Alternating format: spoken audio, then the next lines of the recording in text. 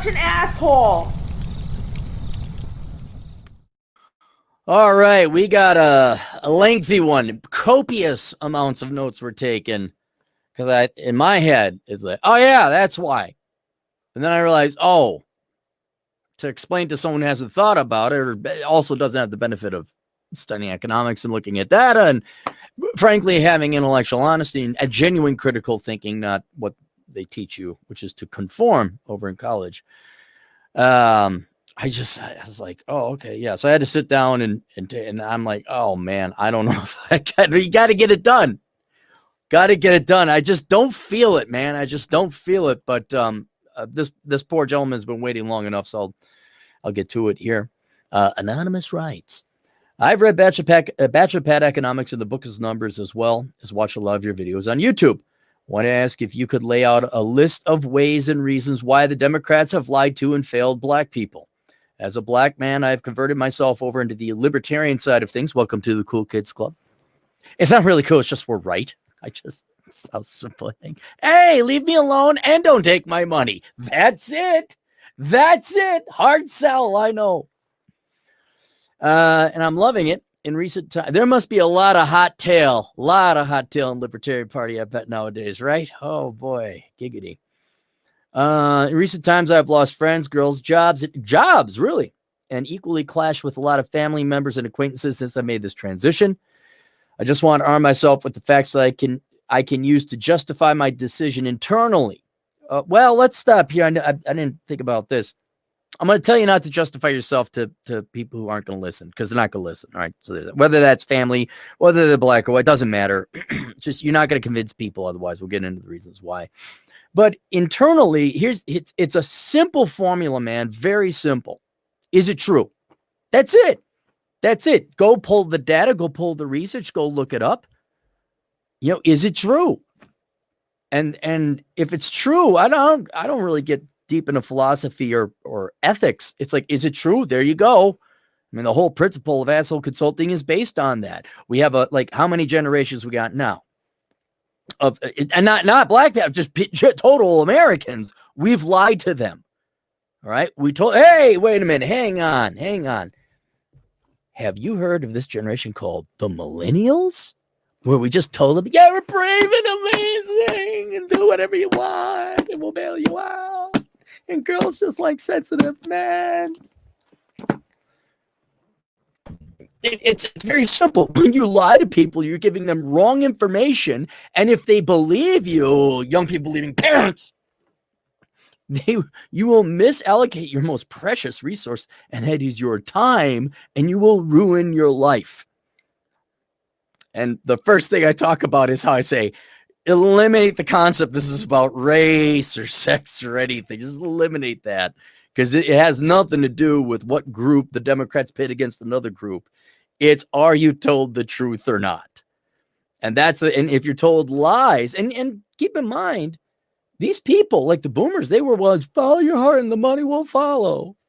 Oh, any degree is a good degree. They actually thought that. So they weren't maliciously lying. It doesn't change the fact they lied and gave you wrong information. And then consequently, you became a sensitive 90s guy. Well, you're probably too young to be sensitive 90s guy anyway. You're probably born in the 90s. You majored in something stupid. Can't put a price on education. Now you're in debt. And now your life is miserable. Right now, you can't afford a home and blah, blah, blah, blah. So when it comes to your ethics, whether that's a political ideology, just your code of conduct, you interact with people. I mean, a good one is the non-aggression principle. That's kind of a secular one to start with. But religion isn't bad either. I mean, the 10 Commandments is a good starting point. Main religion's kind of got some basic ethical rules and laws to follow there. But when it comes to your politics, it's very simple. What does history tell us? That's it. Just look at what happened. And then I would also argue common sense. Like the Democrat Party basically wants free crap. That's it. We just want, and then what communism is generally, we want free stuff. That doesn't work. Why not? Well, a third grader could think of it pretty quickly. Well, if everyone is get paid and they don't have to work, why would they work? Well, then there's nothing being produced. That's when you have gulags and you got to enslave people, and you can't let people escape your country because you basically created a country of slaves. That's it. There you go. So common sense, empiricism, facts, and then form your political opinion. Don't form your opinion. Don't be like Democrats. Don't be like young people. Don't be like idiots. I want to believe in the touchy-feely happy government. And now I'm going to force everything to fit in. And then it's like, well, what is this data? What about the Holodomor? What about the National Socialist Party? Well, hey, that wasn't real. Hey, wait, hang on. They're bending over backwards to fit reality into their ideology, and it doesn't work. You shouldn't have an ideology. You should have an empiriology or an empiricistology, a truthology, a realityology, not an idea. Ideas don't cut it in the real world. So as you get older and go through your not spiritual journey, but political or ethical journey, is it, justify my decision internally? You should not be justifying your decision internally. It should just be, it's true. I looked up the data. It's true. That's it. Go F yourself, everybody else. I don't care about your feelings. I don't care if you don't believe me. Man, the number of times and here's something you may want to consider, and then we'll get to the lengthy, copious amount of notes I took. This is why very early on, back when I was a younger man, in my 20s, I go to these house parties, and I don't know who it was. I had an idea, a couple of these guys, who the douche was. He's Republican. I have to explain I'm a libertarian, but people back then, if you could believe it, even people back then were morons. And that's because I was a libertarian, but everyone thought I was Republican. That meant I was like Hitler's BFF. Him and I, we just started slaying Jews together. It was a grand old time. I'm like, I'm going to get a funny mustache like you, Adolf. But to end it, and it didn't win me any friends. You're not going to convince those who are unwilling to be strong and courageous enough to accept truth, empiricism, and reality. They just want to be popular and belong to the group, to the tribe. I would bet them. I'd say I bet, and you have to bet them on something very precise, something that can be looked up, like this data series, this data point, that thing over at the Fred database on the Federal Reserve or the Bureau of Economic. And I guarantee you that's what that number is. And I would never have anyone at two people. Well, they were girls, but that's a different. I was using that to bet. I'm like, well, you could come over and make me dinner if you're wrong. But that was the charming, argumentative Cappy back in the day. But yeah, if it was ever a political debate, I'm like, I bet according to this thing, $100 you're wrong. And they would so back down, because deep down inside, everyone knows they do not have an empirical or an empiricism ideology or a truthology. They have touchy, good, feely feels, and they don't want to live in the real world because they're basically weaklings and cowards, right? So whether that's your family, whether that's everyone in college, whether that's where you're at work, I mean, just generally kind of pre-answering your question right now, feels before reals. What you really ought to read, I got a link to the Black Man's Guide Out of Poverty down below, but what you really ought to read is Enjoy the Decline, to see just how sad and pathetic most people are, because their feelings triumph everything, which is why a lot of people are poor or miserable in debt, because they want to believe that their masters in whatever childhood literature was going to lead to them making 75 grand. Oh, and give you another example, kind of show how people are delusional and weak. All right. Trust you me, not the Black community, everybody. Okay. You actually have girls thinking that being fat and big is beautiful. They actually believe that. Now, deep down inside, no one believes that, but they want to believe the lie. And I cannot emphasize this, feels before real. So when you go out into at least the United States, and I would say Western civilization in general, where everyone is spoiled rotten with government money and parent money and bailouts and subsidies, all right, do not try to tell them the truth. Do not. You need these people to get a job. You got to lie to the HR lady. You got to lie to your folks so they don't. It's not that you would be aiming for their inheritance, but you cannot violate and hurt their feelings. That's basically what it is. You can't make them feel bad with your nasty truths and your math and your empiricism and your data because you won't have a family. And I'm not saying you necessarily want to even keep this family or that group of friends or that job. You got to find, God almighty, you ideally would find family, friends, and loved ones who believe in the truth. You know, that because then you can have a real, one, a trustful relationship, two, a productive relationship. I'll give you another example. I love her. Yeah, but Jessup, she has a master's degree in sociology. Yeah, so? Well, you know how you like joined the military and got shot at and got injured, and then what would Jessup in the military? He had to be a grunt. He's in artillery. He works on fences. I don't know. He works on fences. Okay. He does, but he works hard. Jessup works hard. I love her. She said nice things to me. And her name is, what's a Southern name? Sue Ellen. Okay. Sue Ellen. And Sue Ellen has $150,000 in student loan debt because she believed the lie. But Jessup, he wants the fifis and the real and the lovesies and a little peace sleeve. Probably. I love her. And then he's going to ignore reality. He's going to go with his feelings. Oh, now he's on the hook for the student loan debt. You cannot form good, stable relationships financially, psychologically, emotionally, familially, career-wise, based on lies. So, but for now, and I'm assuming, I should have asked how young you were. I'm going to assume you're a younger man. Especially for younger people, yeah, man, you got to play the game. Like, I would have made so much more money if I just lied back in my banking days in the build up to the housing crisis. If you guys want to read my first book, go get Behind the Housing Crash to find out I'm not a total wicked ass douche. I'm just a wicked ass douche. Partial. I would have made so much more money if I just, yep, okay, there you go, approve. All I got was reprimanded, borderline fired a couple times. I usually would quit before it came to that. But especially when you're a younger man, whatever it is, like the classic microcosmic example, let's say you don't believe in Marxism.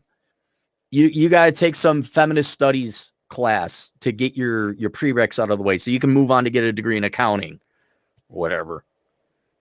And you straight up don't believe whatever the professors, you just disagree with them. And the professor is not giving you, they've used sophistry and intellectually dishonest arguments, irrational arguments, or biased data. And you say, well, here's the data. Dude, just tell her, yeah, you're all oppressed. Men are horrible pigs. You deserve money and UBI and free this and free that. You're right. I'm such a bad guy because I have whatever chromosome makes you a guy. What? 43 genders? You got it, sweetheart. Sure. Give me that A. And then you leave. You get out. All right. So this is why I always recommend you become part of the 1099 superior race. You get some good skills. And maybe, especially now, I mean, it's like, man, I just want to go to a place where it's sane. Where I can tell the truth. Like, yeah, guys don't like fat chicks. I mean, we don't hate them. But we just don't want to, we're not attracted to them. I want to go to a country where I can say that. Right? And ideally, for you to have a happy, successful life, you would like to get to a group of people, whether that's here in the United States, which is a dwindling chance of that happening, whether that's a more traditional culture overseas where they haven't gone bat bleep insane. You find a girl that wants to treat you nice and doesn't find it degrading to make you something. Right? But that you got to get to truth. You got to get to reality. But until that point in time, you got to play the lying game here in the United States. You got to play the feels before the reals, make everybody happy. And now the cat's out of the bag, unfortunately, with your family. And I guarantee, I know what you did as a libertarian. You discovered Christ and you had to share it with everyone. You found libertarianism like, whoa, wait a minute. And you're right. It is a whoa, wait a minute. This is so simple. Why can't we do this? And then you went and you said, and you probably did some research. You got some data. You're wrong about this. You're wrong about that. I can't believe you. And dude, they don't care about the truth, man. They don't care about the truth. Because whether it's you at family Thanksgiving or me at a house party in the 1990s, if you just told the truth, you would have, or if you just lied and went along with it, you would have had a much more enjoyable Thanksgiving night or dinner, and I would have gotten laid a lot more. That's just how simple it is. All right. But you don't invest in these people, right? You do not invest long term. I mean, if it's your family, yeah, you love your family, of course. But I'm talking like you don't go into business, you don't rely on them, you just, and you're not going to save them. Okay, so there we go. I have at my disposal whatever the communist jerks come at me about why white people hate everyone, blah blah blah. Is there a fee associated with this request? Yeah, and there was, and I did have to charge you much because I had to go through.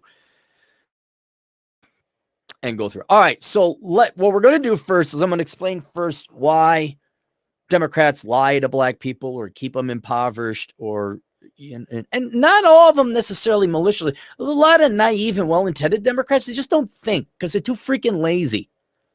But for the most part, yeah, they're the most vile evil. By the way, don't know if you knew this. The Republicans fought the Civil War to free the slave. Just saying, you know. It was a different party back. Yeah, it was. It was. Democrats haven't changed, though. Just changed tactics. Name one thing the Republicans have done for black people. Well, the party of Lincoln, they fought through a Civil War, and the party of the Emancipation Proclamation. Name two things. It's from Undercover Brother. It's a good show. All right. So let me pull it up here. Is that it? Do I have two copies? I think this is it. All right. Here we go. All right. So first, let us get rid of race. Okay. Because if you look at the trait of race, you're going to misdiagnose what's going on. And to truly understand what the Democrat Party is doing, you have got to take the blinders off and realize this really doesn't have anything to do with black people or Latinos or women or non-binary people or anything like that. It is not that. All right. This is universal for anyone who believes the Democrat Party or believes in or the Labor Party, whatever the equivalent would be overseas. All right. Because if you think it's which in the case that you're talking to your family or it is about race, if they're talking about it, not monetary policy, you're gonna have a tendency to then talk about that race. You're going to have a tendency to like, oh, well, see, here's some evidence that shows something about race. All right. Whereas I would be, okay, let's say I'm talking to a gal who's a feminist. I would see something about feminism. And it's not too unlike you're fighting different strands of the same universal flu. And so we could fight these eccentricities or specific arguments, but you're missing the big picture. You're missing the larger cause. We're fighting the symptoms, not the cause. All right. So don't view this as race, and then you're going to understand it. All right. The second thing we got to do, you must understand what I like to call the universal law of laziness. Okay. And that is everybody is lazy. And the reason everybody is lazy is because for the vast majority of human existence, laziness was a great survival strategy until literally like maybe 50, 75 years ago. Food was the number one problem humans had to face. Hunger, getting enough food. And so our body is very efficient at storing it out. Technology shot up, capitalism, hey. And now we got the opposite problem. We're getting fat. But you have to understand why people are lazy. It is not because there's necessarily anything ethically wrong with them or they just don't want to work. It's that working in the past consumed calories of energy. And if you didn't conserve your calories of energy, you would starve. And so this were different, Daniel Boone didn't chase down rabbits. He set snares. American Indians, they didn't chase down the buffalo. They would actually, they'd do a buffalo run and they'd herd the buffalo off a cliff. Now they got bows and arrows. You wouldn't chase after deer. You developed the bow and arrow. And if you weren't doing that, if you weren't running around, you just chill out and conserve your energy. And I'm sure there was some strategy as well. I mean, you could see it even today when people hunt. I'm sure on the American Indian plains, they had like, okay, all right, Frank, these are their names, of course. You go over there the cliff. All right, and then we'll spook, but we'll get them into that, and then we can shoot them. I'm sure there was some strategy involved where you worked as a team. Team let's go to the northern hemisphere, or we're going to take down the mammoth. All right, Bob, Cro-Magnon man. All right, Bob, you go over there next to the big boulder. And Billy, you go over there next to that big log. And then we'll push the log down when the mammoth comes, and we'll hit him with the big rock. All right. There was something like that, because using that would be way less calorie consuming. And then if you weren't hunting or doing something, you'd chill out and you could serve it. Look at your dog. How many got a worthless dog? What do your dogs do? Your dogs do nothing. They lie there and eat food, and then they sleep. No good, worthless dogs. Cats, oh my God, they're worse than dogs. Your cats have got it down, man. Like, look at all these humans doing all this stuff for us. Oh my goodness. Hey, Sylvester, yeah, look at this. Yeah, I just lie on this windowsill, and they come in, they take care of the litter box. The golden pellets, they take out my golden pellets, yes. Anyway, laziness is maybe second to men's sex drive, because women don't have any. Hey, zing. Anyway, probably the second strongest human drive in all of humanity is to be lazy, to conserve energy. I do mean that second to men's only sex drive. Maybe fear is another drive, like, oh crap, saber-toothed tiger, run.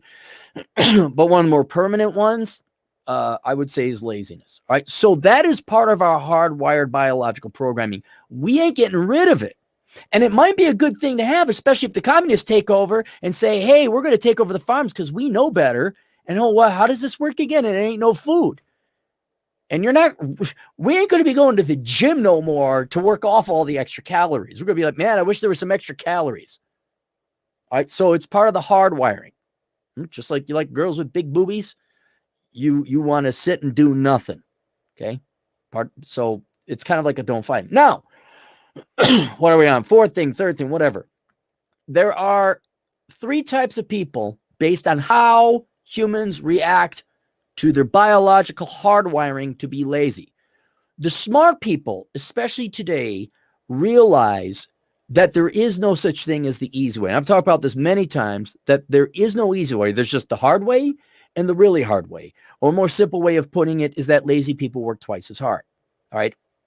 A lazy person, had plenty of them, contractors. Okay. They do the job the wrong way. Well, you got to come back. You got to tear out the wrong job and do it right the second time. But lazy people, I don't want to say they're dumb. All right. You could argue they are dumb, but I would also argue laziness is such a powerful thing. It might even override your intelligence. But smart people, or just people who maybe certainly intelligent, but maybe genuine critical thinkers, people courageous enough to say, oh, I got to work hard, because if I don't do X, Y, and Z, I got to work way harder. Now, in this book, How Not to Become a Millennial, which maybe you might want to pick that one up, I talk about two friends. One's an ex-friend, one is still a friend. My first friend is my Vietnamese electrical engineering buddy. He's American, but Vietnamese descent. He majored in electrical engineering. That's hard. And then he went to work. That's hard. And he saved money, and he invested in a house. That's all hard. But now, and even compared to me, we're about the same age. We're approaching 50. That guy has spent way less calories of energy than I did. Me trying to work and biking to work because I couldn't afford a car, waiting for the bus, walking to the bus, walking back from the bus. You have to go to school again to get a degree that pays this time. You got to work up the money. So now you're working either physical labor, or at least working how many years, how many thousands of hours a year? Well, 2,000 hours a year. But how many years you got to work to pay for this degree to go get and sit in the study, all calories of energy, all consuming. Now, I never went back to school and all that. And I worked security. I did ballroom. I did all this and getting what, 18, 20 bucks an hour, maybe back in the day. Like this guy now he's paid $100 an hour. So yes, maybe he did the hard work up front, but over the course of his entire life, this man has spent a fraction of the calories of energy I have working. And good for him. He made the right choice. I made a stupid choice. See, but I'm an empiricist. I'm willing to admit that. Now let's go to someone who's even worse and dumber than me. All right. This is my former friend, not my friend anymore. And this was a gal who is a washed up Gen X spinster. Feminist, old, had her beauty, squandered it, majored in early childhood education, never worked hard, never did want to work hard, did everything in the book to avoid working, like tarot card reading and raising chickens and all this other crap where it's like, isn't that stuff lazy people do to avoid real work? And her entire life has just been one miserable failure after another. House got repossessed. It's just bad, just bad. She's got to go get the bus. She's got to get let's talk about this. My buddy, Vietnamese buddy, all right, his cars don't break down. You know why? Well, one, he buys relatively new cars. He doesn't buy brand new cars. He's not crazy. But he gets good cars in good shape. He's a good mechanic. And then he does the scheduled maintenance. Why does it schedule maintenance? Because he knows over the long haul, it saves money. Less calories of energy. You have to work drumming up that money to pay for the mechanic. This gal, cars always constantly breaking down. No, I don't want to talk to you. Go away. Cars always breaking down. She's got to go in, got to get AAA. She doesn't have AAA. Now you got to pay for a tow. And instead of making $60, $70 an hour like my engineering buddy, she makes whatever back in the day, $12 an hour plus tips if she was working staff. So she got to work all that much more hours. Meanwhile, my buddies are moving a mouse, clicking a keyboard, which is not terribly calorie consuming. And so the smart people, whether they realize that or not, or they just have good parents, or they're just like, yeah, I think I'm going to, maybe they just want to work hard. But the point is, over time, they are actually doing it the hard way. Whereas lazy people do it the really, really hard way. There is no easy way. And the lazy people I talk about where they think they're going to win some kind of lottery, like an aspiring rap artist, maybe, huh? Like, there's no work put into it. There's no like learning to code. I had another client, black guy.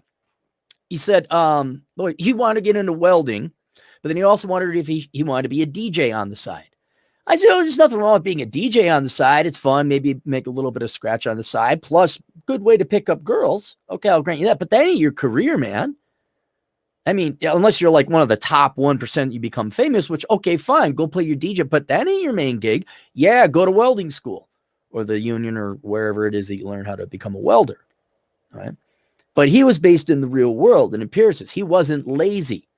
But man, there's a lot. I'm going to become a DJ. I'm going to become a rapper. I'm going to become an athlete. Were you going to put in the effort to become an athlete? And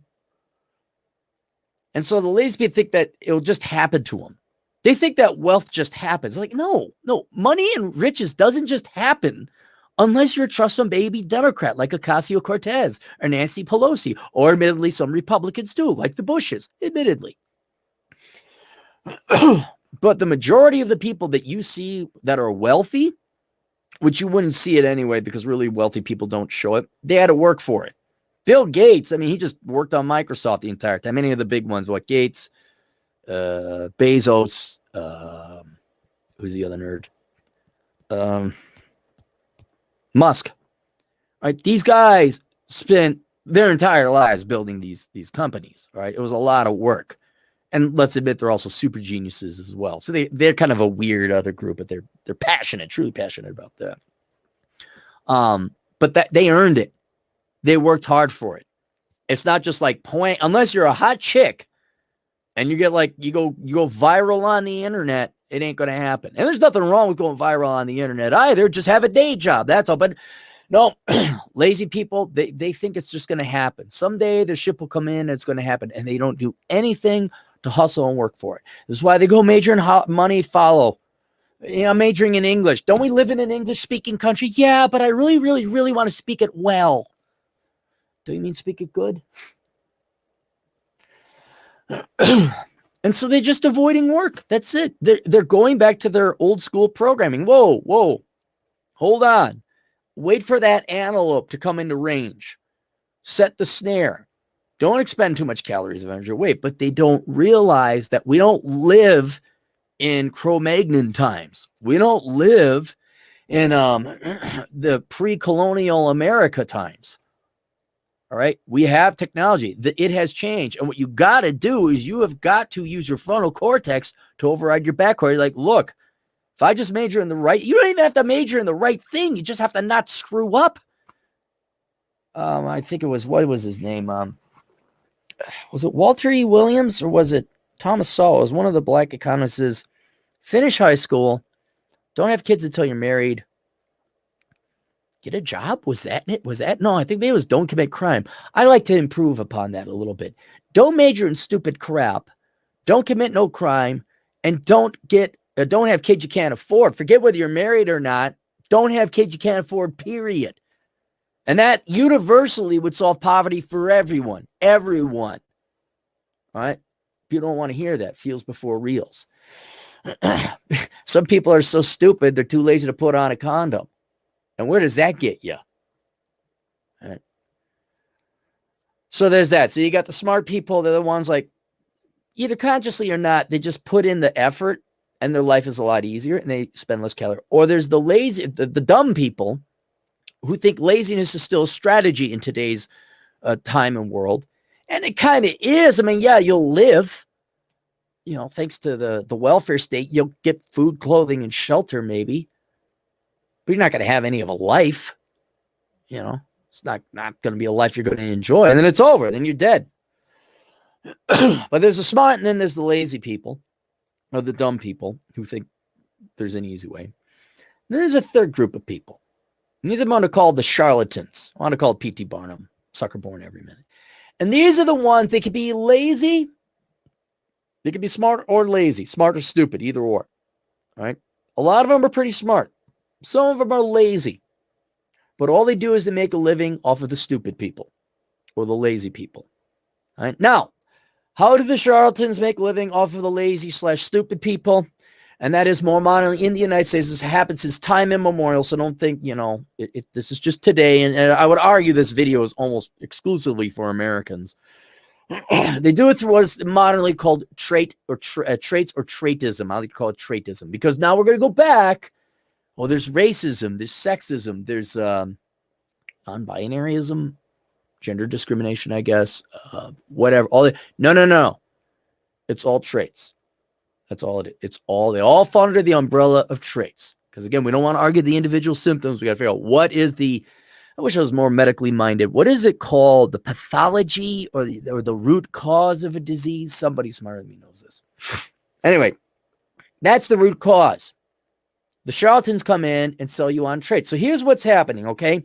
You got the smart people. They go off and they do something with their life. Or just even industrious. And by smart, I don't mean IQ smart. I mean, they're just smart enough to know I should work hard because it's going to be easier if I do it this way. So there's that. Well, then the lazy and the stupid people, by comparison, they look at the smart people that worked, and there's no way around it. They feel shame and guilt. Shame and guilt that comes from not working or not working as hard. Or maybe even not even their fault. Some that's luck. I'm not dumb enough to say luck doesn't play a role in it. But usually when I see someone get lucky, I'm happy for them. What happens in the black community when someone wins the lottery? Is everyone just happy for him? Is that right? Somebody gets drafted with the NFL, right? Everyone's like, high five, pat on the back, good for you, Joe. Nothing else, right? They never asked for anything, right? They never asked for any handouts, right? No one, something about bringing something back to the community. Nothing. You too good for us now. You're better than it. That never happens, right? You think that's exclusive. You think the black community has a monopoly on that. You are mistaken, my fine young sir. That happens everywhere else. Maybe not as prolifically, but anyway, so there's shame and guilt, like, and it's all it is showing a mirror, like, hey, you ought to have been doing this. You're wasting your time. Your life is slipping by. You are wasting it. You could have done that, but no, you chose to whatever. Play video games, eat Doritos, get fat, buy a beatbox. I think you're going to become the next, whoever it was that actually did make money. You're going to become the next whatever. Or in the other people's case, oh, yes, sweetheart, you're going to major in early childhood development and you're going to make $100,000 a year being a babysitter. Or oh, yeah, you just be nice and be a good boy. And then you'll get 9s and 10s. Girls just love sensitive 90s men. Oh, yeah. Oh, I don't have to hit the gym. Good. Okay, cool. I don't feel so. No, that's not. Shame is there. You're not doing the work. and that person reminds you, right? Then there's also, and this is biological, this is forgivable, this makes sense. There's the fear and cowardice of a life of work. Because like right now, everyone lives at a certain level. Like let's say you take anybody who graduates, again, remove the race, doesn't matter. Your name is Tina. And you went K through college. And you majored in journalism. You got a master's in journalism. And now you have $175,000 in debt. Inevitably, the point comes that Tina is going to have to realize her master's degree in journalism is not going to pay for itself. And she's going to have to go back to school. Now, here's whether she has the courage or the cowardice to make the right or the wrong decision. If she has the courage to make the right decision, she'll have to admit that she's been wrong this entire time and that she was lazy and she just thought it'd be fun to major in journalism, which is cool. Just why do you go $160,000 for such a worthless degree? Okay. But because she has so much invested in it, and that would change her expected life. Like her life is going to change. Someone like, they get a heart attack. Their life, their future life that they thought they were going to have is gone. Okay. Hugh Jackman or Denzel Washington guy that all these delusional girls thought they were going to get, all of a sudden they're 45. That dream is gone. It's whether they got the courage to admit that and take action. Again, truth, reality, empiricism. And usually, because it only works this way, excellence is only achieved through hard work. You want to get Hugh Jackman? It's too late. You're 40. Okay. He could get whoever he's married to happily. But no good looking guy, no Prince Charming is going to go out with you. All right. And now, if you want to salvage what remains of your life, in this particular case, an instance of an overweight 40-something woman, you need to really lose the weight. You need to grow that hair out long. You better learn to be demure and kind and supporting. You better learn to be feminine, and you better dress. That's a lot of work. That is a lot of work. It'd be the same thing for a guy. You want to get a girl in today's age, you got to hit that gym. You got to diet. You got to work. I mean, it's a lot of work. And this is where I will admit a bit of cowardice even on my part. I'm a minimalist. No. To get that girl and this house and that thing, no, I'll do with the nice little hut that I have. Thank you very much. I'll do with old used cars. Thank you. I am not going to work that life. But for someone going from, you're trying to wake, like Neo from the Matrix or whatever, you're trying to wake your family up and dash cold water on what they've been brought up to believe and have this expectancy of their future for the past 30, 40, 50, I don't know how old your family members are, years. That is all of a sudden changing their future, not in a good way, and giving them a huge liability, a huge amount of work to work through for the rest of their life. Whereas if you're in the comfort zone, if you're in lie world, oh, well, everything will just turn out fine. I'm just not lucky yet. I haven't found my man yet. Or here's a perfect example. Like, same thing here. Same thing happened to me. I just haven't found the right bank yet. I got perfect A's. I got one A minus.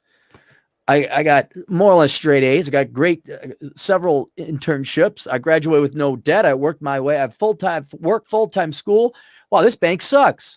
I got to work on it. Well, this bank took me till I was 36 to realize, oh my God, they all suck. Well, I was actually 31 in the bank that I can't end up working at later. No, you guys are doing it my way.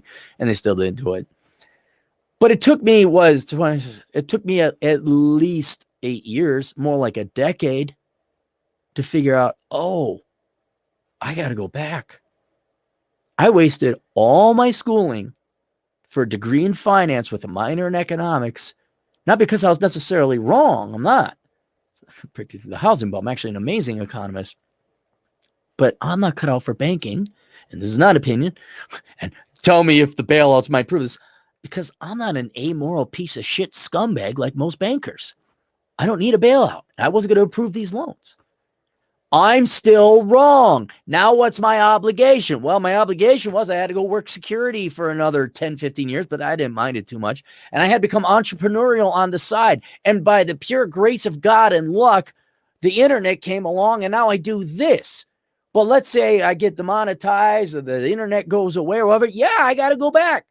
I got to go back. I even went back to school for like 6 months until they pulled me back into banking for a lot of money.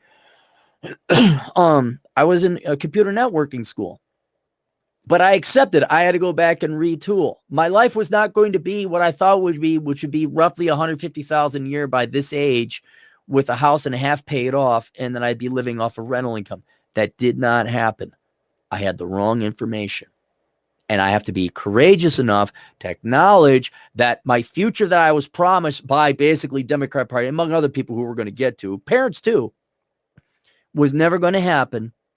And I can either accept that, be courageous, and get working and salvage what remains of my life, or I can be a coward, and of which the Democrat Party, and I'm not jumping too far ahead, will provide you ample excuses as to why you should not try, and that you're entitled, and it's not your fault, and it's not your responsibility.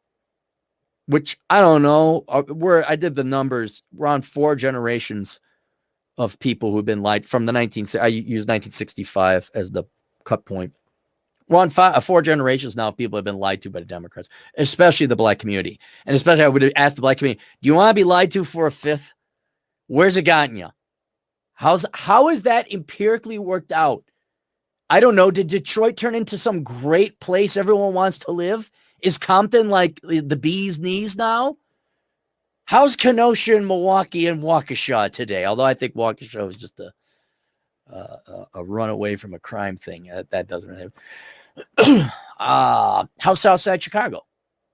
That Lori Lightfoot, she's really helped out the black community, right? She's tangibly made black people's lives better, right?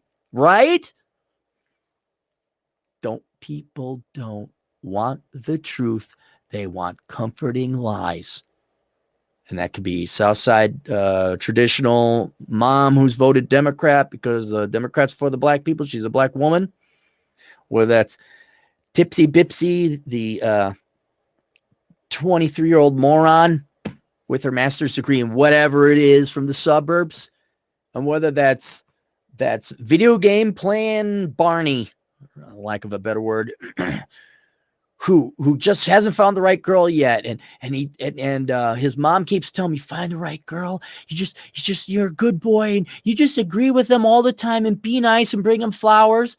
Do I have to hit the gym? No, girls don't like jocks. My mom literally told me girls don't like jocks. I'm like, what? It kind of doesn't seem like. All right, I'll just be myself. And myself at the time was this scrawny, skinny guy who'd like to pedal bikes like long distances and play video games. That's what was me. Surprisingly, not a lot of girls are interested in young men like that. Didn't know if you knew that. Do you have the courage then to change your life midstream, to shift gears? Do you? And most people don't, because they've already kind of chosen that life, and their laziness. But it's a fear. It's a crippling fear. Like, oh my God, I got to work how much? And that I could kind of understand. I could understand that biology is like, I wasn't expecting, I thought we'd have bows and arrows. What do you mean we got to chase the antelope on foot? What do you mean we can't use tactics? What do you mean I got to, I'm trying to think. What do you mean I got to go up there like Legolas with a bow and arrow and take the mammoth down? Are you kidding me? I thought we were a team. You told me we were going to be a team or something else was going to, there'd be some assistance. It's not. It's not.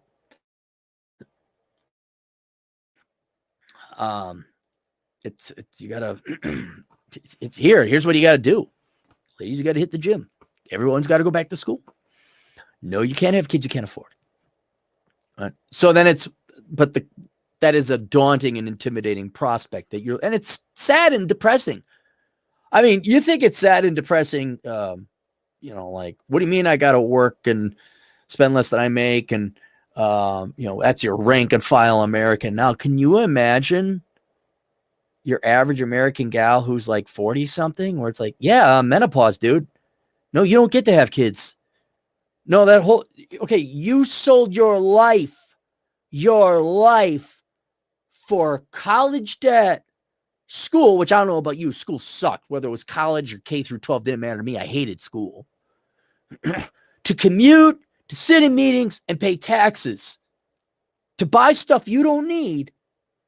And either you have kids, but you never raised them and never spent time with them, and now they're all effed in the head, or it's too late because you were waiting for your Prince Charming to come because you wouldn't sell for anything. Kevin Samuels is a perfect example who highlights this delusion. You're overweight. You got lip. You don't shut up. You don't have a good degree. You don't have a good career. You got a ton of debt. And you got attitude on top of it. And you think you're going to go get Ryan Gosling or Ryan Reynolds or some other handsome guy named Ryan who's almost as handsome as me. I don't know how many handsome Ryans are there out there. For women to turn around and accept that daunting, crippling reality, very few people have the courage and I wouldn't say intellectual chops, but intellectual honesty. There's some real brave and amazing. I like to see that. All right, but inevitably, what happens? Because it's human nature, and I don't know why. Maybe it just was another survival mechanism. See those people over there got all that stuff? Let's go get it. Like the Vikings. I guess the Vikings were envious. We don't want to work. We just want to rape and pillage. Let's go over to Europe, mainland Europe, and go grab their stuff. But now, and here, tell me if the Democrats have made you envious. Those people over there, again, not race, any trait. Could be race, could be gender, could be sex, could be mental health, could be religion, any trait. Those rat bastards over there got more. And you know why you don't have as much? Is because you had 5 kids by 6 different fathers and you majored in touchy-feely studies? No, it's because of those people with the different type of plumbing. Oh, is that what it is? Oh, I hate those guys. And all of academia now has simply turned into this big factory of creating the most fantastic excuses and rationalizations. I mean, no matter who you are, if you're poor, chances are you had kids you couldn't afford, you committed a crime, you majored in stupid crap. Or your parents did and you're young and you're now suffering the byproduct of that. Okay? Those are 3, that's one sentence with 3 subjects. I don't know how it works. I actually flunked out of 7th grade English. Right? So I told you in one sentence how to solve poverty, why you're poor, regardless of who you are. Right? How many literally millions of pages of books have the social sciences and the liberal arts and college and academia written about privilege and race and gender and constructs and and politics and socialism? And I mean, you think this is new. This is just, we added traits to what, Chomsky, Foucault, Marx, all these other people. We want your crap. That's it. Look at those people who got more crap than you. Oh, those and even you could argue back maybe in Marx's time with the beginning of the Industrial Revolution. Okay, I could see some barely. But now it's all taking the traits and playing them off so that you are envious of other people. And envy is, I think, one of the 7 deadly sins, which doesn't mean anything. But where does envy get you? Envy doesn't do anything. I think it's one of the most horrible things that you could ever experience, except in a healthy way. Like, for example, am I envious of? I'm trying to think who would I be envious of? Rich guy. Let's say Bezos, just the money, right? Not his job. I don't envy his job. I don't envy his dating life. I don't envy his hairline. Okay, just the money. Yeah, I envy the money. But I'm like, I don't hate him for it. I'm like, well, good for him. He made that money. All right, good. Didn't hurt me. Right? But if you're lazy and you're stupid, and deep down inside, you know it's you. That's why you're poor, not as doing as well as Frankie next door, Jessica down the street. Right there, that's where ego and pride come in. Are you going to accept that you are responsible roughly for your situation? Sometimes bad things do happen. Some of that is true.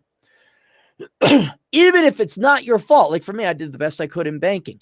Even if it's not my fault the banking industry was incredibly corrupt. How does that change it? Doesn't. I'm still responsible to say, well, it ain't going to work in banking. I better change tactics. I have to acknowledge it. And I can hate the bankers all I want because they're scumbags.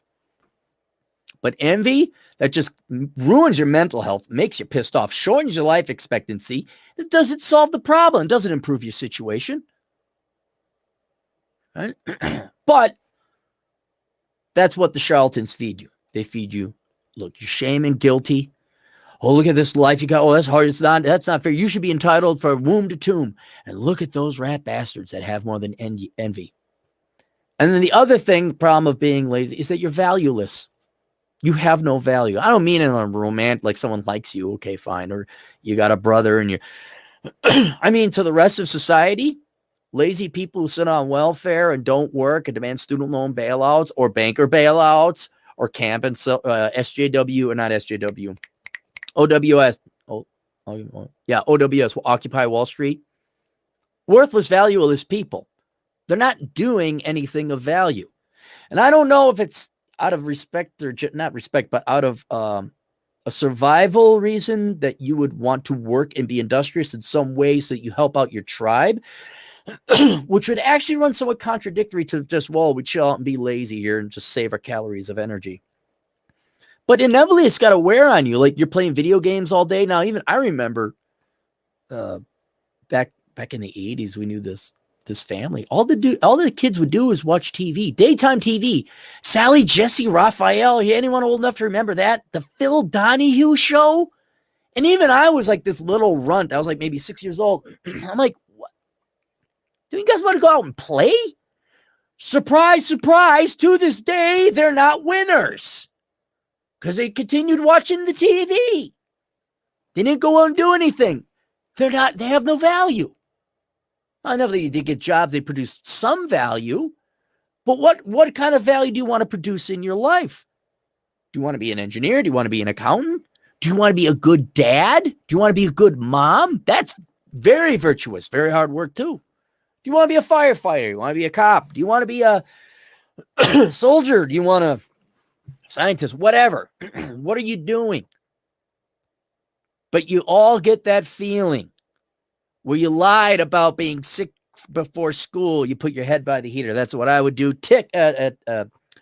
Little tip. What's the word? Tip. Little tip for you kids. Put your head by the heater in the morning when you're in the bathroom, and then go up to your mom and say, "Ma, I feel hot." She put her hand on. Oh my God, you're hot. Stay in. That's how I got out of school. But once the cartoons ended at around 10 a.m., 10:30, and all of a sudden The Price is Right or the Wizard game or whatever it was, then you felt like a piece of crap. And I'd imagine that's what it is too. And that's just you knowing that you have no value. You're worthless.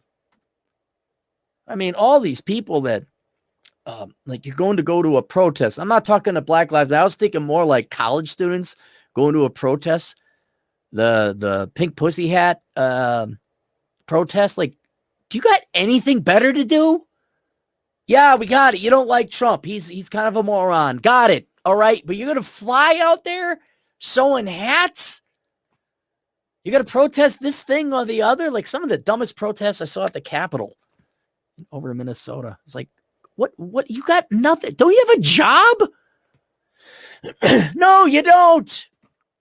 You have no opportunity cost, and this is the best use of your time, watching TV and bitching about something that just ain't perfect in the world. Ideally, you get to the point you get a job, you go fishing or something. Or I went golfing today. Oh, there's duck poop all over the golf course. It's horrible. I don't exactly go to the highest end golf courses, the municipal one, but there's a lot of duck poop. The duck poop par 3, that's where I golf today.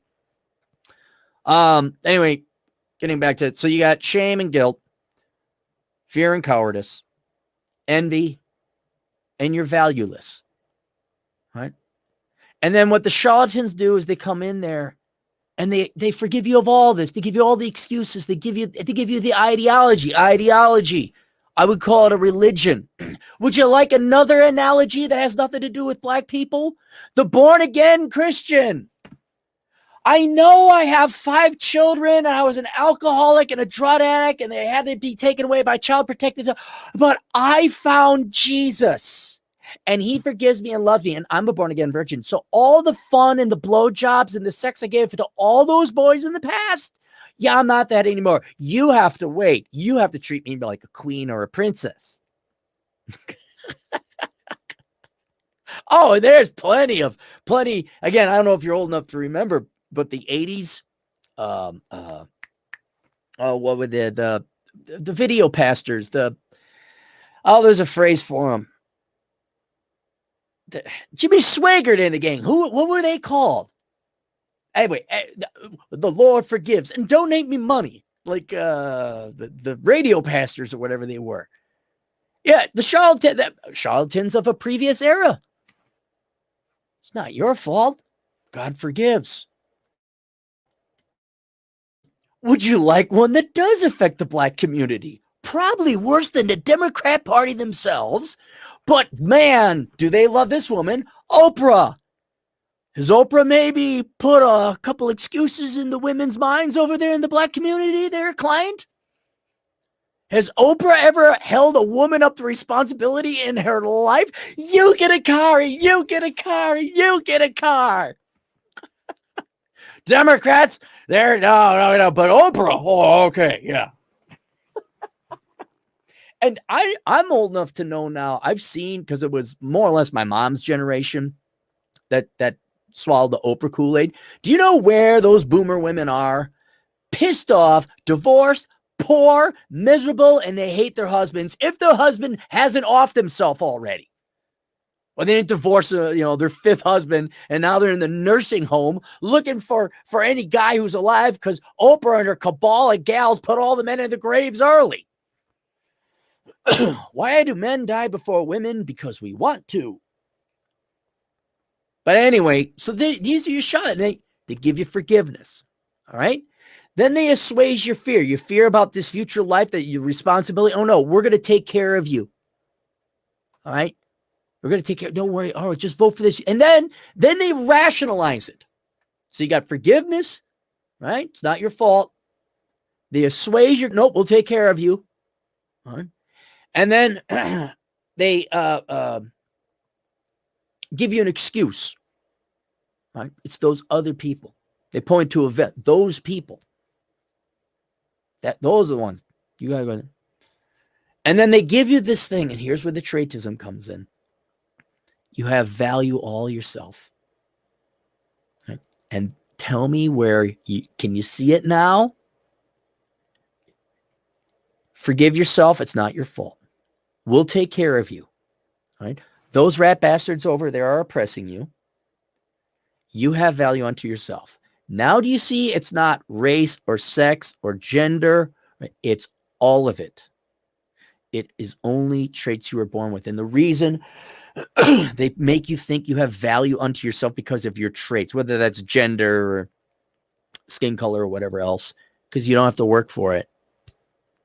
That's the dumbest thing, and it's tragic. It's tragic what they've done to the black community, because there's a poll out there, if you look, like, how important is your race to you? And I think it's blacks are number one, like 90%, and Hispanics come in at 70-odd%. Whites are down to 30, and I think Asians are even lower than that, because it doesn't make sense. I mean, back when I thought I was Irish until I took the 23andMe and found out I was Scandinavian. Oh, yeah, sure, St. Patrick's Day. Why not? But I was just into it as like Cinco de Mayo. I don't wake up and, oh, I'm Irish. Oh, look, I'm white. Oh, my God. Oh, I'm white. Oh, I'm male, too. I have something to jerk off myself, too, with my white hand and my white peen. I mean, don't sit there and say, what's it mean to be? There aren't studies on what, you can't major in Caucasian American studies. Why would you? That's stupid. You don't make any money on that. It's equally stupid to major in any other kind of hyphenated American study. Women's studies. What? You're going to waste your time and either yours or the taxpayers or your parents' money studying yourself because you were born with a hole and not a pole? What's wrong with you? You know, they all, think of what's in our brain. Okay, why don't you start using that and actually develop something with your brain? This doesn't matter. It really doesn't. Except the charlatans have convinced a significant percentage of different groups of people based on their traits that they have value simply because of their traits. And they are oppressed by people who don't have those traits. And we'll get to it here in some examples. But that is what the charlatan modern day does. Nothing's your fault. You don't have any obligation to get yourself out of this mess. It's those other people who are doing better than you because they don't share this trait, and your trait has value unto itself. And man, everybody falls for it. Everybody falls for it. And so let me go through some examples here and show you this has been going on beforehand, all right? We've obviously drawn the parallels between women and the Black community. And Latinos, by the way, we're not forgetting you and Asians. Don't worry, the Democrats will tell you too. All right. But instead of it's the white people for women, it's obviously the men. And there you could see it very clearly, obviously. The millennials, though, I do kind of forgive them because they were completely screwed over by the boomers. They blamed the boomers. Which, yeah, okay, you were, all right. And I tell the millennials, well, what do? I'm going on the great resignation. I'm getting my stimmy checks. I'm staying in. I'm not doing anything. All right. Enjoy wasting your life. But give you some other things outside the United States. Indonesia. I think it's Indonesia. Pretty sure it's Indonesia. Maybe Malaysia, but I'm pretty sure it's Indonesia. There, I believe it was during the revolution, Chiang Kai-shek versus Mao Zedong, where the nationalists were defeated by the communists and the nationalists fled to Taiwan, while other Chinese people fled the communists to go to other places. One of them was Indonesia. Now, the Chinese generally are very hardworking and industrious people, especially if you're an immigrant in a foreign country. And there is the ethnic Chinese in India have higher standards of living because they work more. They major in the right things. And the Indonesians hate it. Now, this is going back into the 90s. I don't know if things have changed since then, but when I was analyzing Indonesia and Southeast Asia in general, different countries there, yeah, it would make the news. Like, they didn't like the Chinese. And of course, it was discriminated. The Chinese. Same thing in Jamaica. I have a buddy, ethnically Chinese. I didn't know there's a small but present population of Chinese people in Jamaica. I presume also escaping communist China. And they work and they're industrial. And of course, the locals, you're just racist. It's like, no. They work from sun up to sundown, and they run the business, and they're not doing their whatever the heck you do in Jamaica. They work hard. That's what it is. Another one. Would you like another one? This has gone on for quite some time. All right. Why does Palestine suck? Like, why do you go there and there's no trees and there's no foliage or agriculture and industry? Well, it's the Jews. Obviously the Jews. Naturally, right? Now here in the United States, Israel we're pissed off. Let's go attack them. No, no. I don't, but it's like, well, maybe if you stop suicide bombing, maybe if you just, hey, you know what? We can be upset. We could vote. We could, or maybe we get together, we form our own country. You could even argue there's a lot of parallels here between Martin Luther King and Malcolm X, where Malcolm X is like, dude, let's not even bother with that. Let's just start our own communities and get our own businesses and all that going. I mean, that's a much more productive, I guess, one of the larger points I'd be making as well. Why? No, you want to bitch and whine. Why? Because you need a scapegoat. Why? Because, I don't know, instead of majoring in engineering, you're going to strap on a suicide vest. And here in the United States, also blaming Jews. You get a lot of the WASPs sometimes. This is older school. Oh, the Jews. Well, really? What? Because one side of my mom's family is Jewish. Like, we weren't like sitting there, ooh. Yes, Herschel, we will get him. Yeah. It's like, no.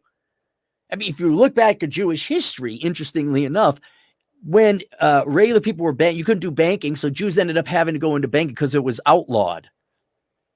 Same thing with Hollywood. We'll look up how Hollywood started. Oh, you can't work in New York? I guess we're going to California. Hey, we started Hollywood. Oh, there's Jews in banking. No kidding, really. Next thing you're going to tell me there's black people in basketball. And there's white Scandinavian types playing hockey. Yeah.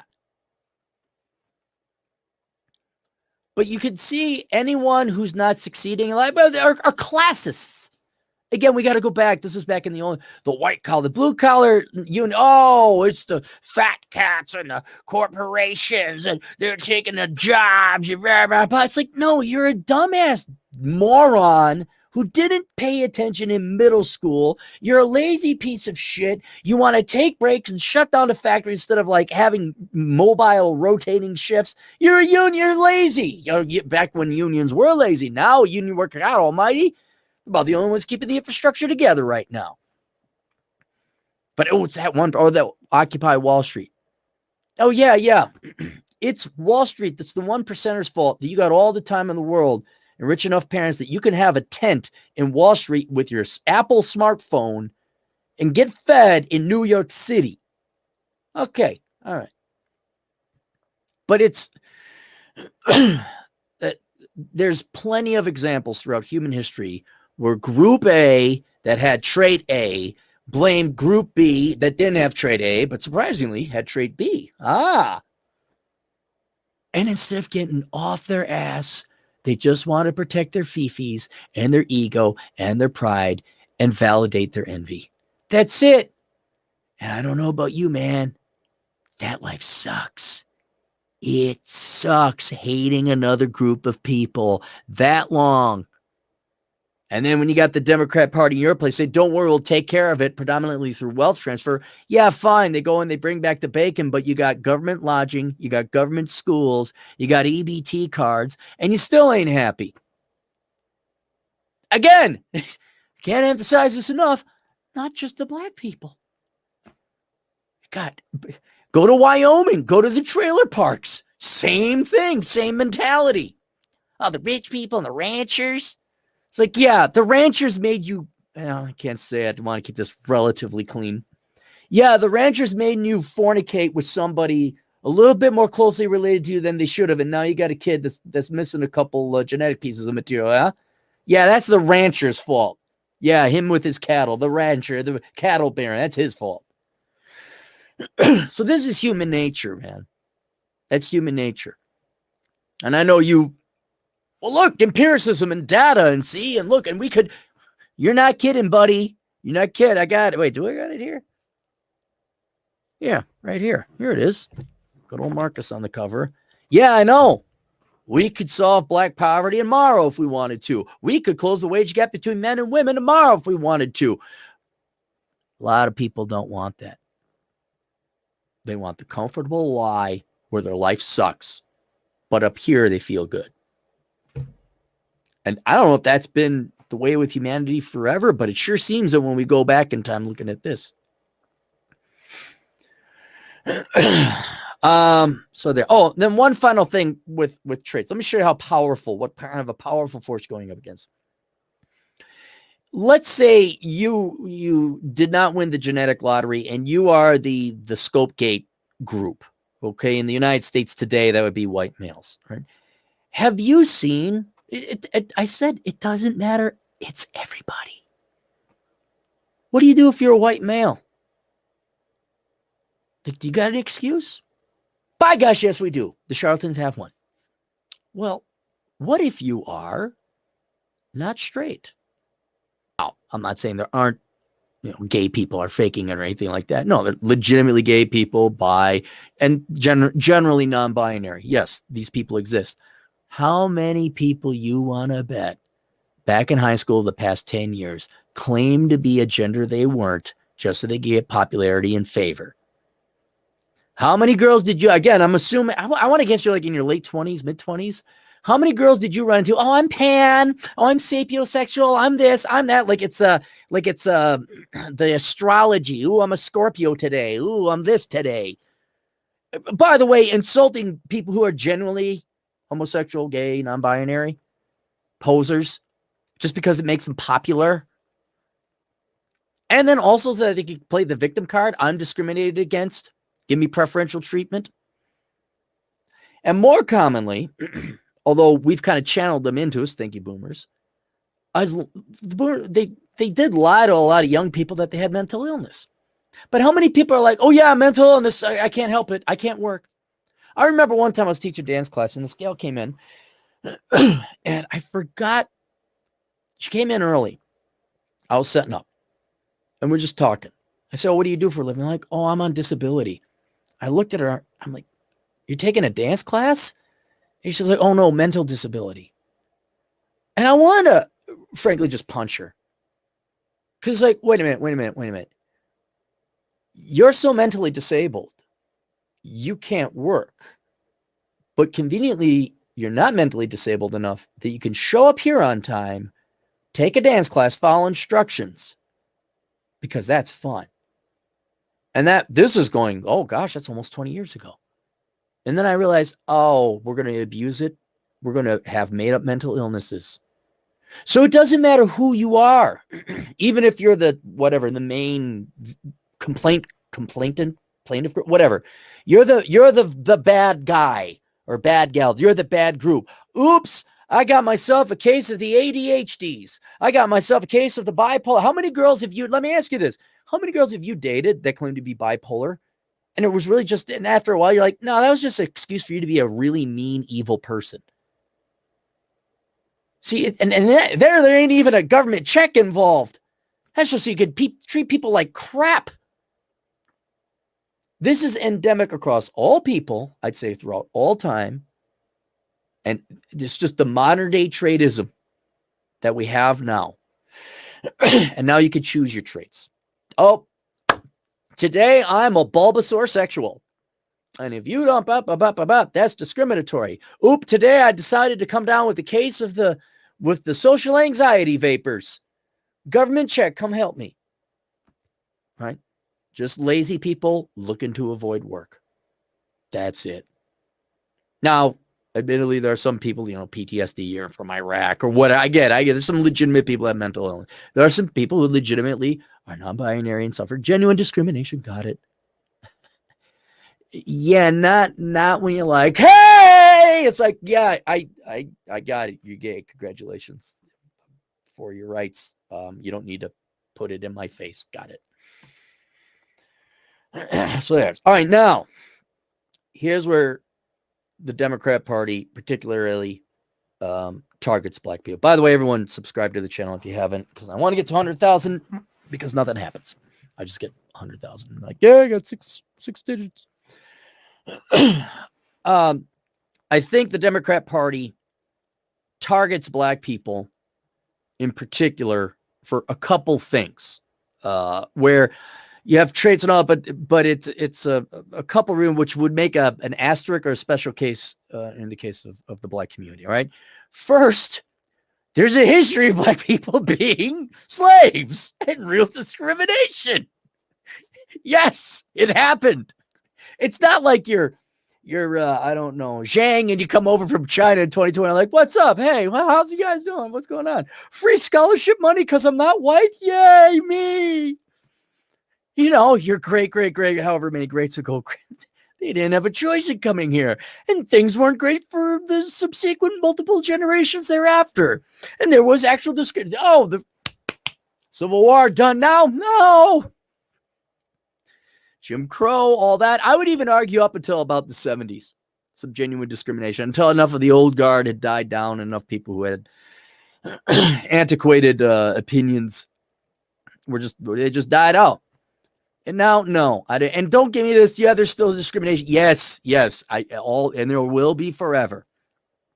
But to the point that you're crippled and you can't do anything, no. However, whereas different traits, different things, like it's just a trait, there actually is authentic, historical discrimination, actual oppression. But that has been passed down culturally, where it was the white man, there's an oppression that, well, okay, yes, that happened.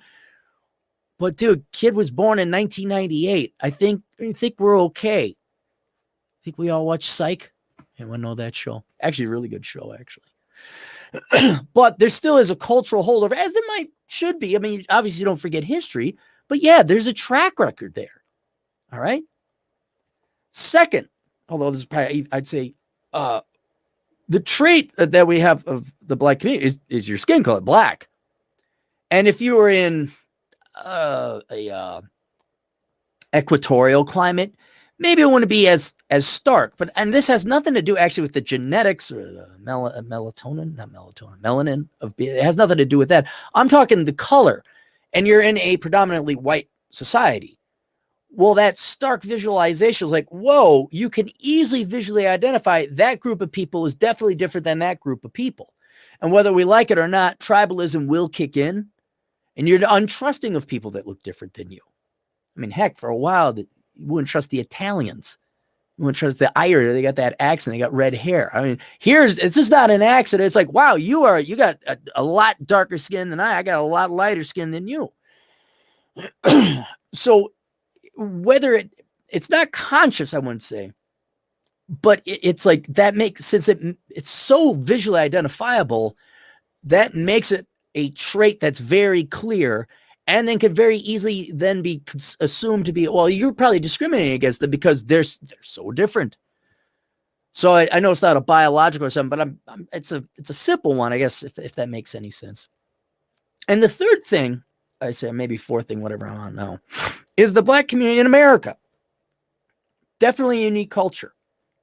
All right. Came up with multiple forms of music, jazz, rap, dominate in basketball, clothing, fashion, food, even Creole, the donks. Oh my God. I can't remember how I favorite the donks. I love the donks. All right. Old GM car. And it's not necessarily good or bad. People, oh, what, shooting people hot? No. There's some, I mean, go watch Stormy Weather. You go watch Stormy Weather. See if you aren't impressed. The Duke Ellington, Miles Davis. But the point is that it's unique. It's even the fashion, I would say, you stand out a little bit. It's even more easily identifiable. And because that's easily identifiable, that then makes you an easy mark for the charlatans. So like they always say, like, if you're in a downtown area, right, you're in New York City, don't look up, because the tourists always look up and then the muggers knew where to get you. Like, oh, look at that guy. He's not from here. We'll go get him. I think the same thing in Europe. Always put the thing. You're always like a kangaroo. You always had a pouch up in your front. Right? That's where you put all your stuff, because I guess there's pickpockets over there or something like that.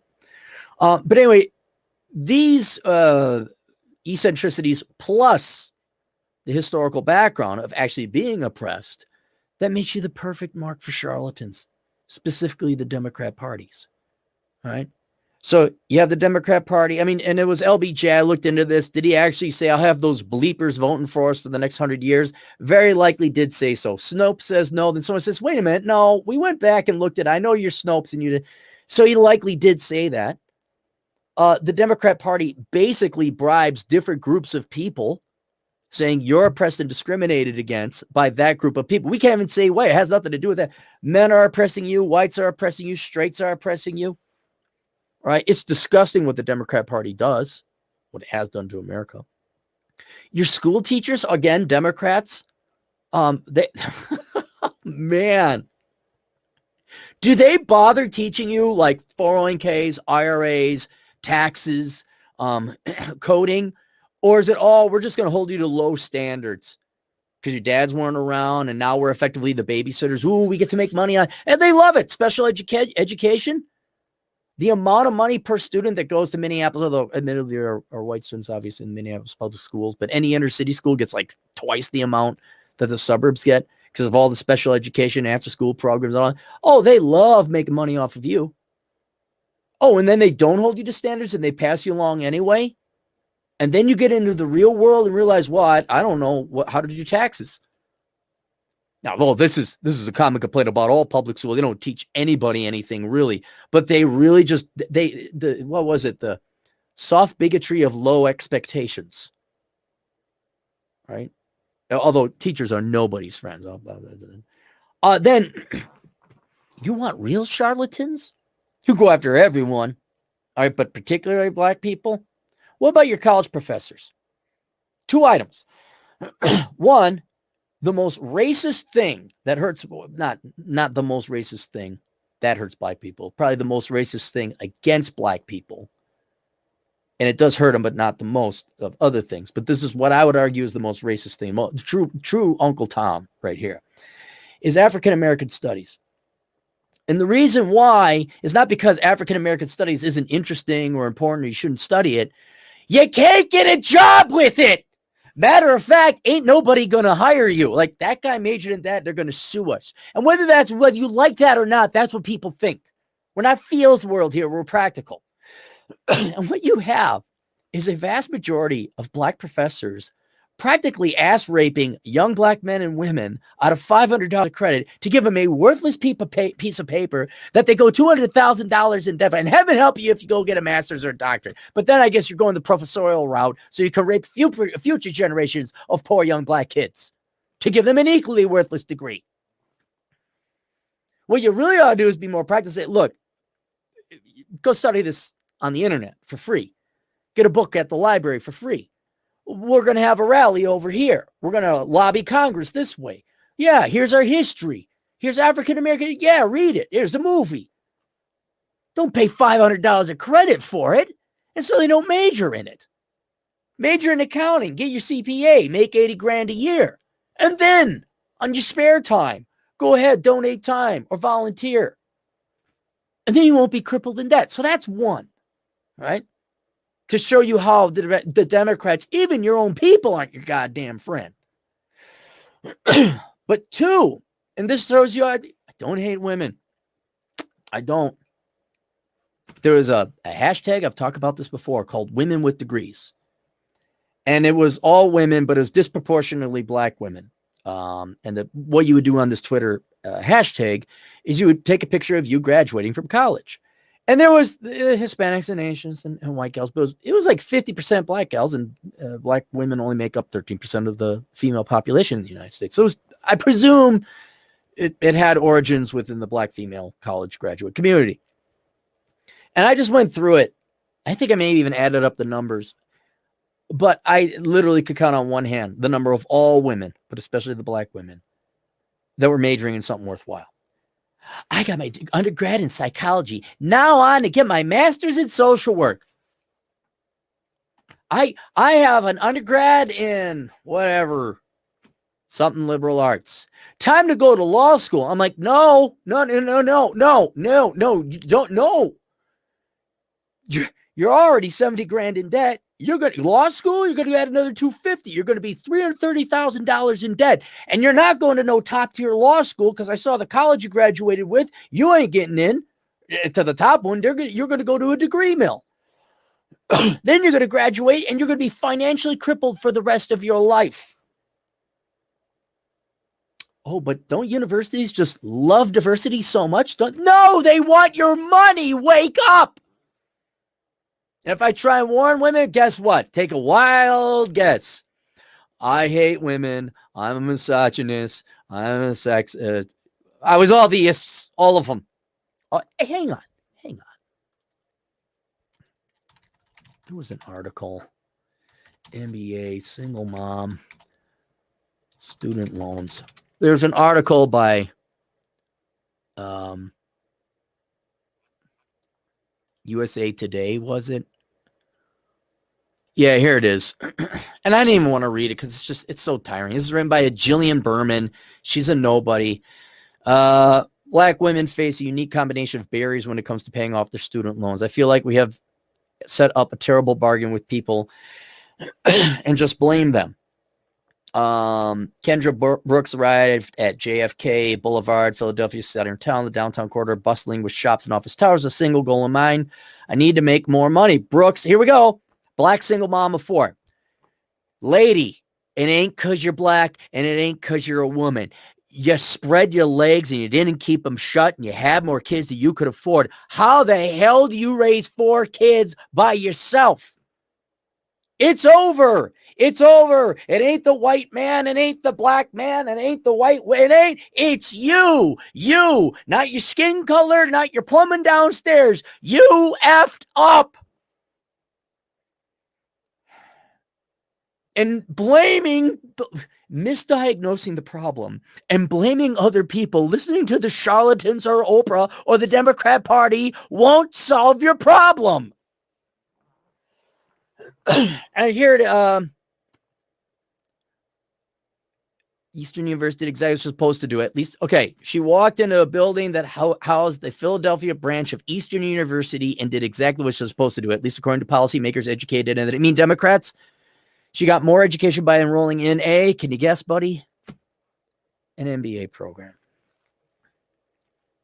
By the way, if you want to stop being poor, everyone, not just black people, why don't you start with this worthless, the young person's indispensable guide to choosing the right major?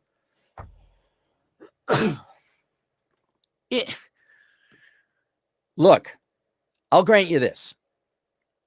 You're black or a minority, non-Asian. You do come from a disadvantaged background, and that is your parents probably are poor or poorer. All right? You do come from a financial disadvantaged background. You come from a huge disadvantaged background with teachers and parents that lie to you, blame everything on things that aren't your fault, and make it seem like you're helpless, you're hopeless. Then they tell you to go to college, which, okay, fine. But then they lie to you more and say, follow your heart and the money will follow. Now and this obviously is not just relegated to minorities. This is all the millennial generation and you Gen Zers too, if you don't wake up. And now you're over. It's not over, but you've just basically killed 20 years of your life, because it's going to be 20 years before you pay off that student loan, because ain't none of you majoring in STEM. Ain't any of you majoring in accounting. Everybody, like 80% based on the last numbers, if you look at the National Center for Education, 80% of the degrees awarded are worthless, completely worthless degrees. And so now you have disproportionately minorities and women. You saw the articles about more women going into college, right, than men. That's a victory. That's a win for men. It is horrible for women, because then they graduate with student debt with a completely worthless. What about her undergrad? What was her undergrad? Why did she have to get an MBA? And did you get a master's in accountancy? No, you got an MBA in general business. Do you have time to manage a business with 4 kids? No, you don't. If you go to school, study hard, and graduate, your life will be financially stable, your children's lives even better. Hey, how about you just have less kids than you can afford and have the dad stick around? Then the kid's life might be better. Oh, he did. Oh, yes, he did. Yes, he did. I just did. Kids might be better off with dads than mom going to getting an MBA. It's some more thing. But the MBA was enough to get Brooks to raise the raise she wanted at the nonprofit organization where she worked for 17 years. Coordinating programs for children with disabilities. Okay, so it's not, okay, that's not a skill. I mean, an 8th grader can use Microsoft Outlook and schedule things. You need a skill. I'm trying to help you get out of poverty. Now you've wasted 6 years in school. Without the money she was counting on, Brooks found managing her roughly $80,000 in student debt, along with paying for housing and providing for her kids, impossible. You know, this book cost $12.95. Paperback. Kindle, I think, is even cheaper. Buddy, you hearing me? Truth versus... Now, if I went up and walked to her, I walked to this gal. Hey, don't major in that. That's stupid. Get out of here, white man. You don't understand. Ruining my dreams. I've heard it all before. Ruining my dreams is the main number one. Like, hey, you shouldn't have more kids. Don't you tell me. Well, okay, never mind. I mean, just like, and you're gonna tell your family, I'm gonna get young people and not major in. This book is almost 10 years old. But wait. It is 10 years old. Do you think anyone listened to it? No, because I was the meanie. I was the destroyer of dreams, like Conan the Barbarian, except short and not as muscular. Instead of Conan the Destroyer, whatever he destroyed, probably bad guys in Mesopotamia. That's where I thought it would occur anyway. I'm the destroyer of dreams. I just run around, high school graduate. Hey, what are you going to major in? Bam! Destroyed with my big mace. Of the Fab Five. I don't have to read through it. I don't have to read through it. It's just All right, let's go back to my notes. Oh, and then just to show you it's not just the Democrat Party or your parents or your community or your school teachers or your professors. It's even the corporations. Now, again, all right, if you're a young black guy, chances are you're not coming from wealth. So if you had $200, what should you do with it? Well, maybe you ought to throw it towards trade school, or maybe get a bus ticket to the military recruiting office, join the military, get the GI Bill, or, start saving it and work on something, put it towards an investment. Nike has no problem stealing that money from your compatriots or cohorts, your fellow black men, saying, look, see this washed up half white dude from White Man's Bay, which is Whitefish Bay, which is the opposite side of Kenosha and Milwaukee, for those of you interested in geography location. And the joke was, growing up, it was White Man's Bay. Why? Because Colin Kaepernick was adopted by two rich white people, and he's a spoiled little putz. He lived a very pampered life. And then he had some pretty good, he made it into the NFL. What does he do? I'm oppressed. Buy my $200 Nikes. What a whore. What a corporate whore. Not helping young black men, hurting them. But hey, he down with the cause, yo. Never mind that cause. Schnookers, poor young black kids, out of $200 for a pair of shoes. I know it's not going to make a night and day difference, but it could be put towards something useful. A bike. Now you can deliver food. An electric scooter. Now you can Uber Eats or something. You can parlay that $200 into something that makes more than $200. Get yourself a window washing set. Go down to Homey Depot. It's right there. Window washing set. Teach your house how to wash windows. Show up on time. Be sober. Boom. Making money. You don't have to go to high school anymore, because window washers actually make a fair amount of money because no one's showing up to do the job.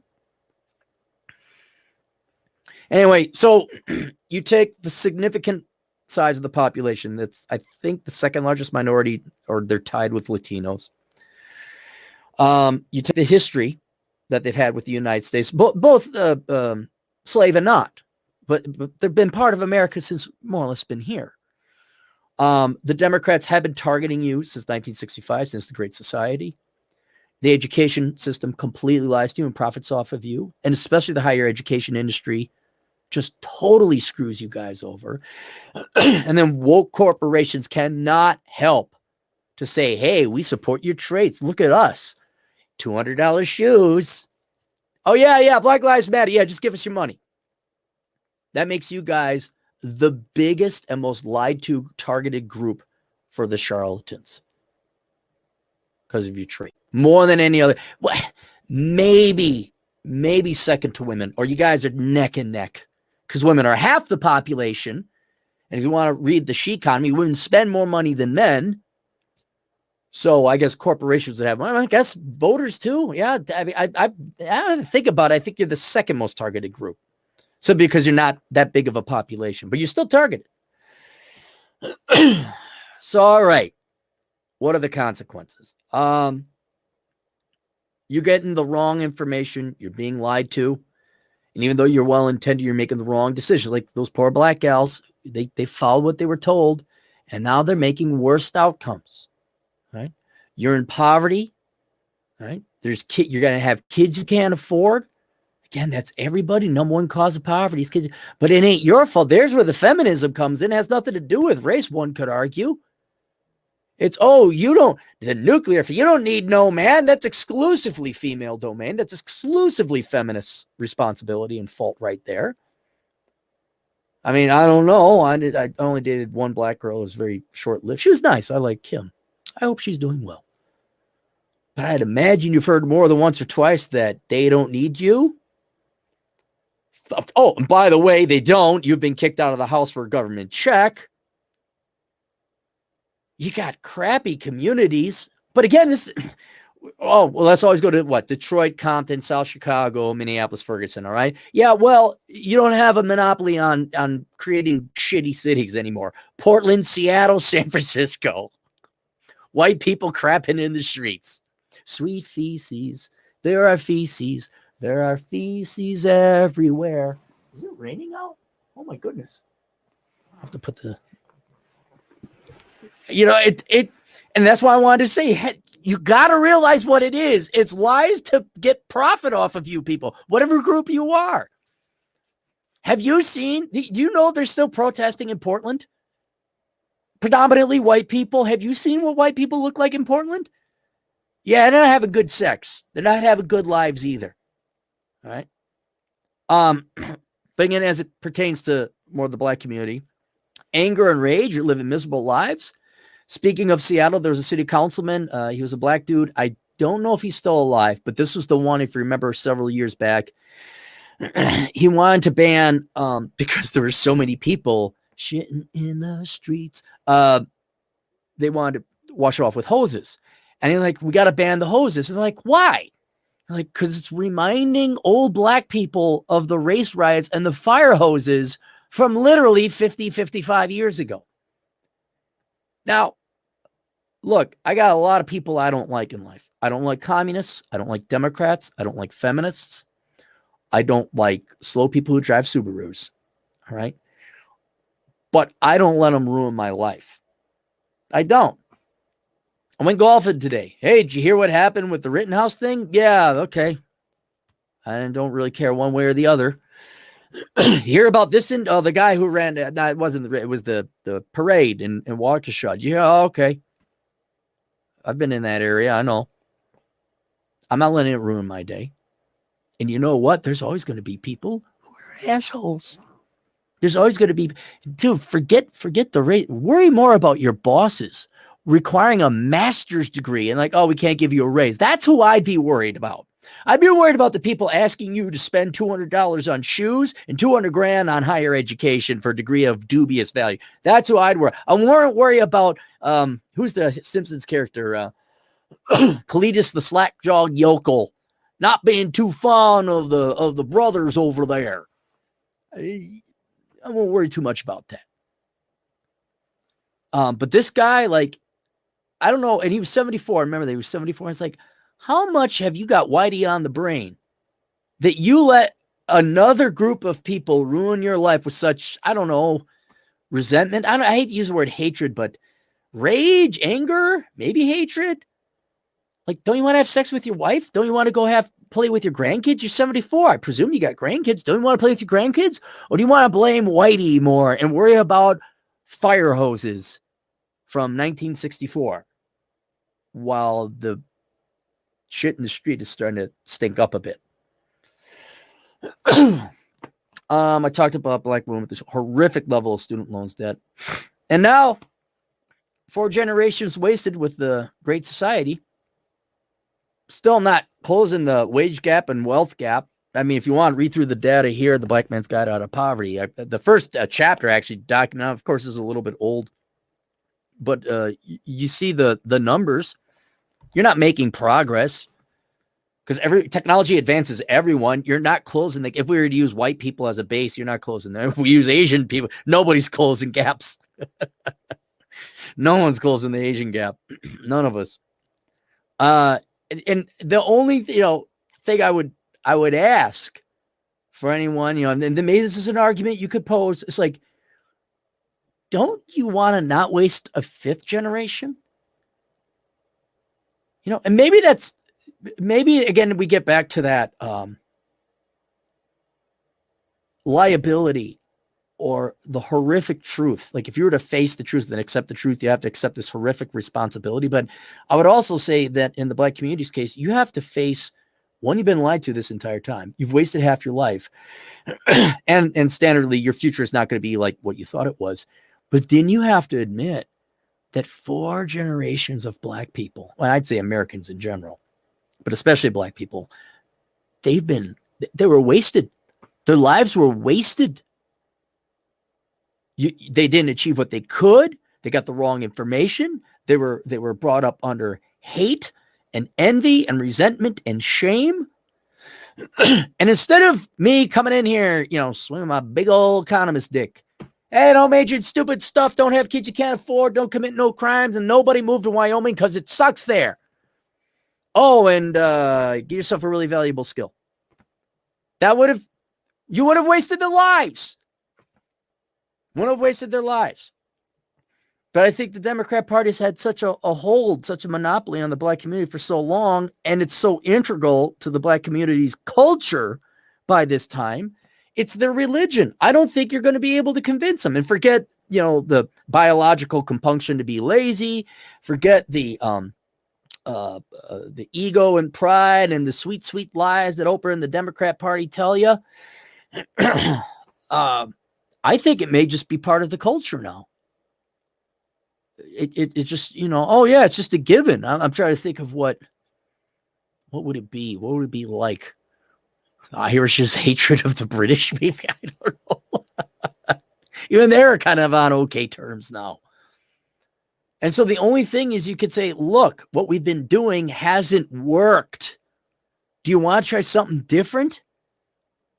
But I'm afraid it may be, come on, think about it. I've talked about this about everybody. Starting at 5, the public schools have got your kids. And they're teaching everybody about racism and discrimination and privilege and all that. That doesn't end until you get out of college. And then it continues on with media multi and the Democrat Party. It's a cacophony, a total echo chamber forever. So I've always talked about guys, look, you're not going to convince your buddies about hitting the gym and being masculine. You're just not. It's not going to happen. They've had 20 years with trillions of dollars and thousands, tens of thousands of hours in school. You're not going to undo that with one little book. Or in your case, a 5-minute argument for libertarianism. About the only thing you could say is, if what we've been doing working, that's about it. Maybe you get them to think. All right, so consequences that pertains to you. You are not undoing the brainwashing. You're just not. You're not going to undo this religion. It's a religion. I would say about the only thing you could do is save yourself and take actions in your own life. That's about it. They love, I would almost call it, they're more addicted to this drug/religion than they love you. I hate to say that. Because if they were like, well, why do you say that? Oh, that's interesting. At least they respect. I think your family loves you. It's whether they respect you is another issue. And those are two different things. But Frank, his name's not Frank. Frank's a libertarian. Why'd you do that? Well, we always vote Democrat. Well, yeah, look where it got us. You think we ought to change tactics now? That's just be me. But there's almost an emotional addiction to this, where they get angry and then they break out the Oreo, the Uncle Tom, the house slave, whatever other epithets you think you're better than us, that kind of thing. I think they fear being wrong, and they fear their ego getting hurt more than I would say, respect. Let's not say love. They value that more than they concern your opinion. That'd be a better, more accurate way of putting it. And it's just going to take an incredible amount of courage on their part to admit that, oh my gosh, yeah, they wasted their lives, and 4 generations of their fellow brothers and sisters are gone. Their existence on this planet ultimately didn't matter. That's a hard pill to swallow. And they made a bunch of Democrat people rich. They did. And so, it's one of practicality. Do you think you're going to be able to convince them? You know them better than me. But from what I know of trying to convince people, forget the black community, just trying to get everybody to not major in stupid crap. No, people want it. Here's the truth. Young kids want the college experience more than they want success. And I've even had this. This isn't, just so you know, this ain't political either. I've seen conservatives, libertarians, simple, not leftist, apolitical people. They want the lies, man. They want the lies. That's why one of the main reasons I'm starting Operation Evil. So for your own sake, like I said before, you need these people until you get situated and you make your own money and find your own, or start your own family, and you find a nice conservative libertarian type of gal. Get yourself a career in engineering. I don't know what your professional background is, but you make your money, like we do here over on ASO Consulting. We got, what do you around this? Get your crypto, and maybe you buy a little condo in Thailand or some, whatever, go live your life. but you can't save people who don't want to be saved. You can't reason or rationalize with people who aren't going to be open-minded or just not ideologues. What's the word? Zealots? Is that the word? I mean, but true, genuine NPCs, and they're not capable of hearing out or entertaining. You can hear out an argument, but do you entertain it? Do you see the logic and take the time to understand the point the other person? I just don't see it. Because it's not like there hasn't been conservative media messages out there. It hasn't and you got you've had black community, Thomas Sowell, Walter E. Williams, Herman Cain. He had a radio show. There have you. Okay, you don't trust the white guy. All right, here's a black guy. Oh, he's Uncle Tom. All right, there's no winning. Okay, fine. The only person to save is yourself. Yeah, man, I'm sorry, but that's the way it is. So, that's why. And that's why, or unfortunately, I think black people are going to continue to be poor on average, of course. Naturally, there's conservative, libertarian type of Republican black dudes and dudettes, and may make their money. But this, and here's the other thing. One more thing before we go. Well, two more things. All right. One, don't think this just applies to black. This is everybody. Everyone wants to be lied to. Girls, white people, Hispanics, Asians, all the above. They all want to be lied to. Right? It's your job to find out who wants to hear the truth. Those are rare, and those are good people. The other thing is not just your family, but until you get to that point of stability where you are your own man, you play by the rules. Oh yeah, diversity training. You just love that. Would you like me to speak on behalf because you value my skin color more than the accounting work I just did or the programming work? Sure, yeah, asshole. Right, yeah, I'm the token black guy. Okay, yeah, I'll speak at your diversity thing, sure. Oh, you want me to head up a panel? Right. Well, I need some extra money for that. Capitalize. You can make some money too. But don't bring your libertarian. Do not bring your libertarian. You don't bring it to dating. You don't bring it to family. You don't bring it to work. You just shut up. Become an indispensable person with indispensable skills. Make your money. Bank it. Don't blow it. And then you get your FU position. You get your nice little hut somewhere, wherever you want to be. Maybe you start a family, maybe you don't. And you never, ever, ever tell anyone you got money or that you are in some kind of position that is highly competent. Like, you don't say senior developer. No. You go to med school, I'd lie about it. You become a dentist or something. Where are you going? Oh, just getting an MBA. Why am I wearing a smock? Why am I wearing a smock? It was Smock Day, MBA program. Crazy fellows, wild and crazy. But yeah, you don't tell them you're a dentist or a doctor. You dress up like a mechanic. Then you go to your dental office. All right, I'll try and get through the super chats here. We'll obviously have a miss super. Wow, almost 1,000 comments. So I will do miss super chats later, but I obviously have missed them because we've gone about 2 hours. So I'm sorry it took so long. Hopefully we've advanced. Wait, is YouTube allowing me to scroll all the way up now? 416. Oh my goodness. Maybe I am able to scroll all the way up. Scrolling. Keep those doggies scrolling. Behind 3. Well, we're an hour before. Okay, hang on, guys. YouTube maybe has updated this. Maybe I can go all the way back. Dude, I'm at the top. Here we go. Look, hey, all right. Maybe I won't do it. We're going to Swallow Blue, $5. Ruining lives? You mean like the short banker who beats dogs who isn't giving us content? That certainly ruins lives. Thanks, Swallow. Yeah. Hey, I'm doing consulting now again. Neck of the Woods update, $5. I'm a black man. I agree. More black people need to hear this message. You're calling it racist. Well, everything is racist. I mean, soon it's going to be such a ubiquitous term. It doesn't mean anything now. Just means person I disagree with on point that has nothing to do with race, having a different skin color than me. And even then, women could, you're just racist. It's like, look, sweetheart, just because I pulled up data from the Bureau of Economic Analysis doesn't mean I hate minorities. With your facts and your numbers. Joe Allen, $2. Tribalism is dangerous. Need independent thing. Well, tribalism kind of helps. You need a family. It's when it's like, well, and we're going to go enslave that group of people or kill those people or they're all of our problem. It's like, no, now you've misdiagnosed the problem and you're not going to solve your problem. It's no different. Like we need to sacrifice another virgin to the volcano. It's like, no, that's not going to work. It just isn't going to work. Joe Allen, $2 again. Captain, can't help people that don't want help. True. XXC Demon 08, $5. What are your thoughts on the authoritarian right's hatred of libertarian?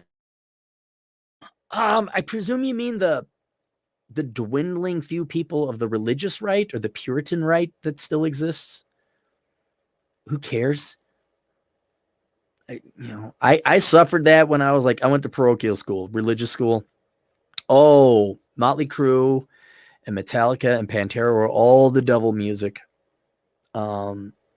And no premarital sex, and you have good Christian babies, and they have to be Wisconsin-centered Lutheran, otherwise they're not real Christians and all burn in hell. I don't care about the authoritarian.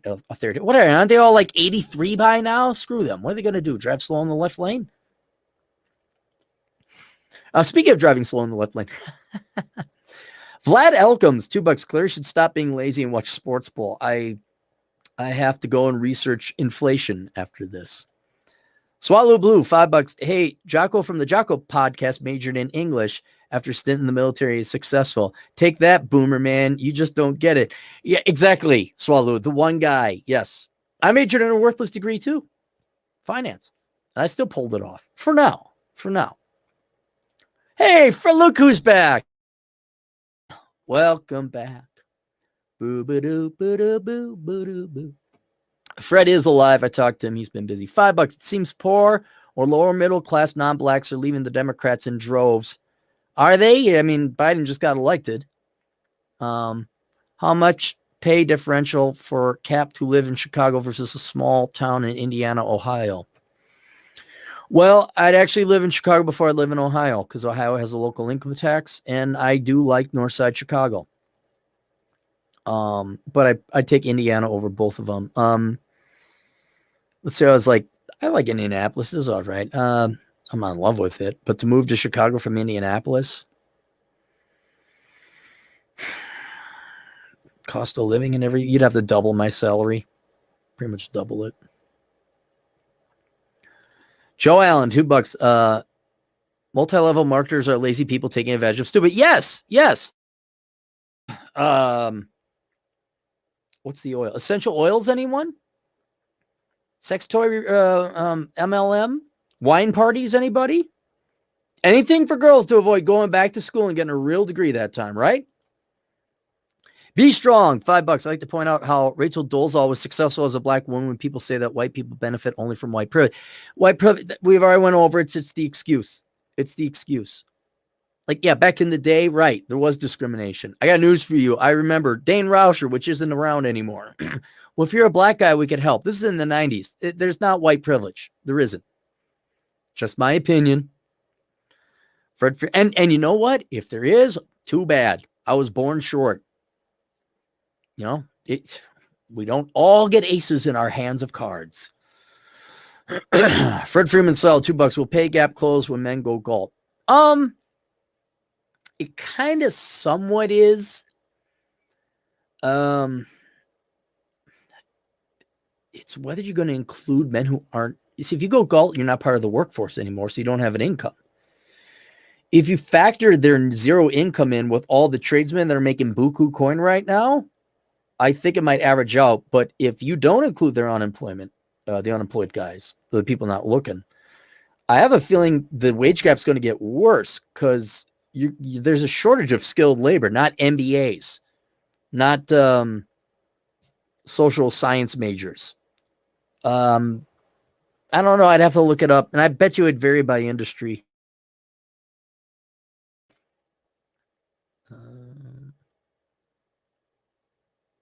Nonstop Dre, $2. Speak your truth when you are giving back to the community. Speak your truth. When are you giving back to the community? I will never. Let me rephrase this, Dre. I will give back to the community when it gives me something. When I get a scholarship, Or we get, oh yeah, we know you worked really hard and we just paid that Ocasio-Cortez, not Ocasio, the Somali immigrant girl. We just gave her all the free money and made her a congressman. And we know we made you and we blamed you for all the oppression. When I get an apology and all my money back from the state of Minnesota, and I get just something in general, we'll wait for it to accrue interest. We'll see how much, and then maybe down the road, I'll give back to the community. But in the meantime, I will never give to a community that's never given to me, because then I can't give back. It's not possible. Be strong, $2. Do you think that it's immoral to rub one out? No. But no. Why do you think rates are down so much? Guys can rub one out. They got the prawn. Absolutely. November or not. Nonstop Dre, 360, $2. But they say you don't understand the struggle. No, I don't. That's why I had to hire black guys. Like, hey, give me your insights here on this book. I can only do the economic standpoint, my own personal experiences going for poverty to hear. And I do not understand it. No. But I can look at the lady who has 4 kids as a single mom working at a nonprofit, who's too stupid to ask whether or not an MBA would get her a raise, who goes and gets her MBA for 80 grand in debt. Right? I could tell you that has nothing to do with the racial struggle. That's you making a lot of stupid mistakes. Fred Freeman Sowell, $5. Due to the dating arms race, it will get even harder to be top 10%. Does this make going your own way for men viable option for more and more? It's going to make it it's going to be sent your own way is what it's going to be. And I don't think it's going to be, you think the top, harder and harder, fewer and fewer in the top 10%. No, the top 10% is the top 10%. Take the top 10, 1 in every 10 men who are the best, boom, there's your top 10. I think women's percentage is going to decrease. They're only going to date the top 8, then the top 7.5, then the top 5. You men will be sent your own. And if you don't believe me, here's a lot of books, losing my voice. Here, Book of Numbers, Analyzing ROI and the Pursuit of Women, Better Bachelor Edition. You get the regular or the Better Bachelor Edition. The Better Bachelor Edition has a 9-page intro by Joker. So if you'd like to read that. The data I pulled on that and was audited by a real life actuary. It's moving. It's getting tighter and tighter asymptotically. Beforehand, yeah, top 20%. No, not anymore. That's just looks. You know, 80% of the men are not deemed attractive. 5 and above, that's top 20% in women's minds, physical looks. And then you better play some other game to get in the top 10. I'd say it's probably about top 7.5 by now. We'll see top 5% probably within 3 to 4 years. Fred Freeman Saul, $2 again. Remember when Chad stole Cappy's perfect redhead? Sad. Wait, when did he? Oh, yeah. Yeah, but then the redhead gained weight. That was a sad day. Sad. Oh, God, I found an old picture of her. I'm like, oh, my God. Wow, she was good looking. Fred Freeman Saul, $2. Skinny me, dude, can make you poor too. Be like Pence. Yes, if you want, go get the Pence principle.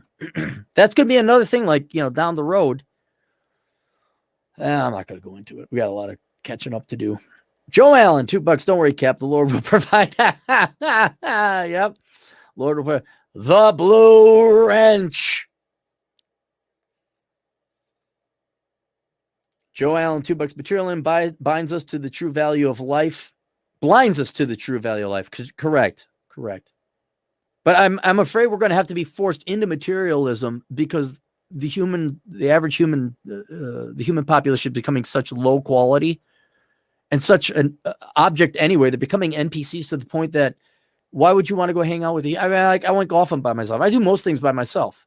So if I go to meetups or something like that, it's, remember the time maybe, Joe, you went around and I tried to go play Dungeons and Dragons and everyone had Asperger's or autism. No, literally they did. Like you couldn't play the game.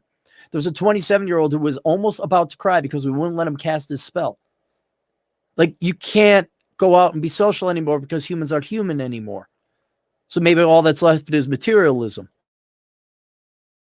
Or in my case, adventure and activities. Scrolling. And after you subscribe to my channel, go subscribe over to Dr. David Perodin's channel, safetyphd.com. Robert A, $2. Televangelist. Thanks, Robert. Thank you. Televangelist. That's what it was. Tammy Faye Baker and all those guys. Joe Allen, $2. This video is more valuable than public education. Well, that's not that hard to do. I mean, public education ain't got value at all. I mean, what do you do with it? You can't even get a job. It has no value. Aaron, you're hotter than a fat chick. Thanks. Thank you very much.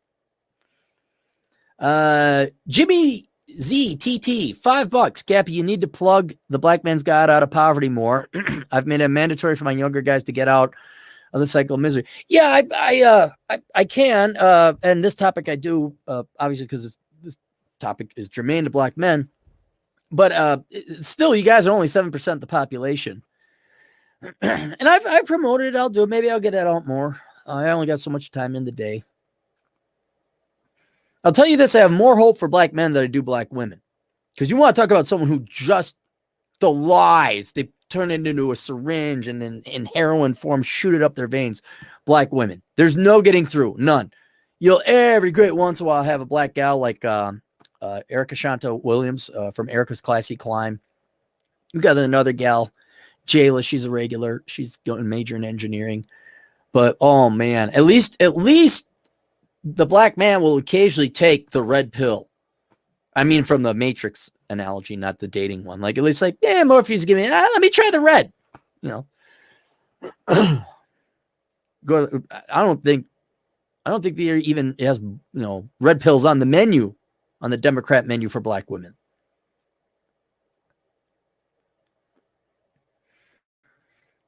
Scrolling. I think we're slowly catching up. Fred Friedman, sell $2. Should we put pronouns in bio? Fred, he, him, his. No. Oh, shit. Here we go. Hang on.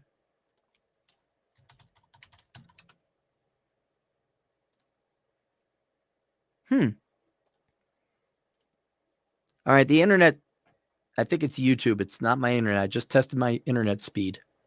Doing pretty good. Chemo, $5. So 1/4 women shouldn't be on anti-anxiety medication. Laughing loud. I don't know what to believe at this point, man. I've kind of given up because I think too high percentage of society is mentally ill or at least delusional. You don't live in the real world anymore, and you can't have a functioning society. So I really kind of keep to myself and only go to like certain places now. It was nice to golf, even with all the duck poop around. Fred Friedman saw $2. Can Atham and Vlad help Cap get the redhead girls? No, I don't know. I've been to Vietnam. I don't want to go back. I don't mean modern day, like the Vietnam War. I don't need to go back. Channel 1800 Dumb, our New Zealand agent in the field with the hot redhead says, here's the redhead. Here's the one redhead we'll accept.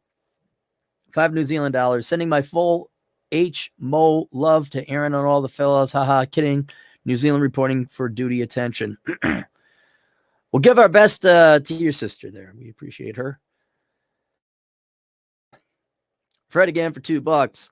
Would you believe in God if he had made you 6'0"? No, why? No. Like if all of a sudden tomorrow I woke up and I was 6 feet tall, I'd be like, okay, there was something supernatural there.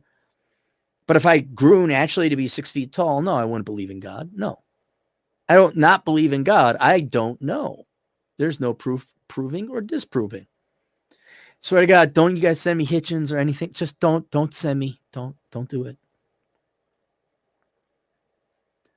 Freeman Sowell, $2 again. More like the libertarian, socialist, or God. Libertarian socialists. Thin South Dakota girl. $2 New Zealand dollars. You're such a massage, Cappy. How dare you, brother? Fred Freeman Sowell, $2. Minnesota hasn't voted Republican since Nixon in 1972. Sad. Well, look what's happened to him. And I'm not just talking the riots. I mean, it is a really crappy state. It is a horrible state to live in. The people are not fun. I don't like the people. All right. Johnny Vegas, $10. Mark my words, more BM will not be, black males will not be voting Democrat. Yes, that is happening. Trump kind of started that a little bit.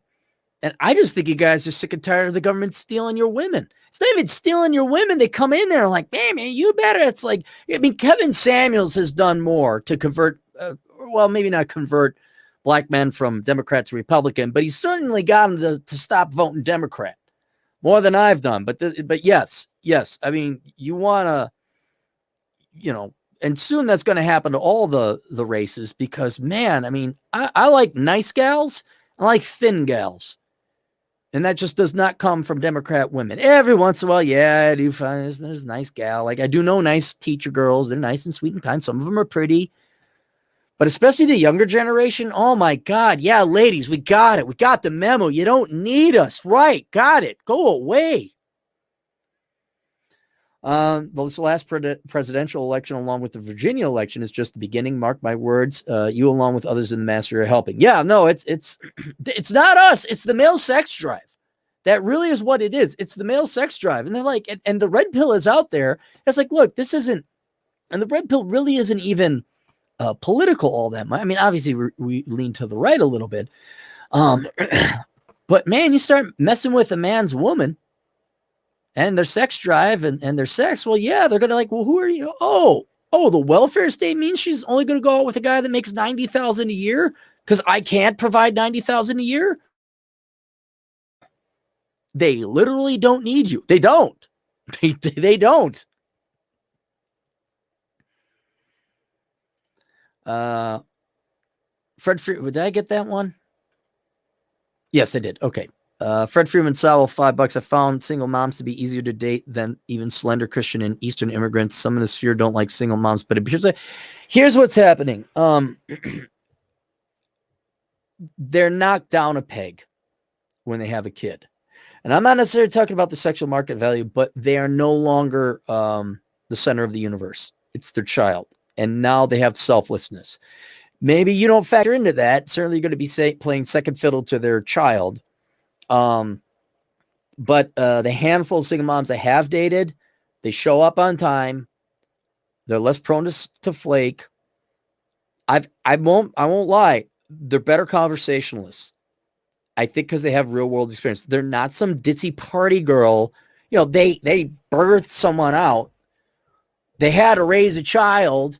You know, they had to deal with an infant. They've had responsibilities. So I have found them to be a little bit more responsible. It's just, oh, you got a kid.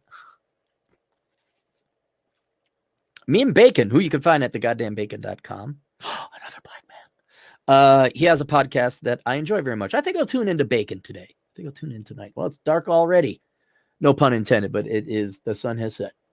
It is, I hate these winter months. I hate this. But yeah, you're not wrong, Fred, or at least my experiences corroborate what you are witnessing. $50 for $2. Cappy destroys more dreams than Freddy Krueger. True. Scrolling. Keep them scrolling. Booty.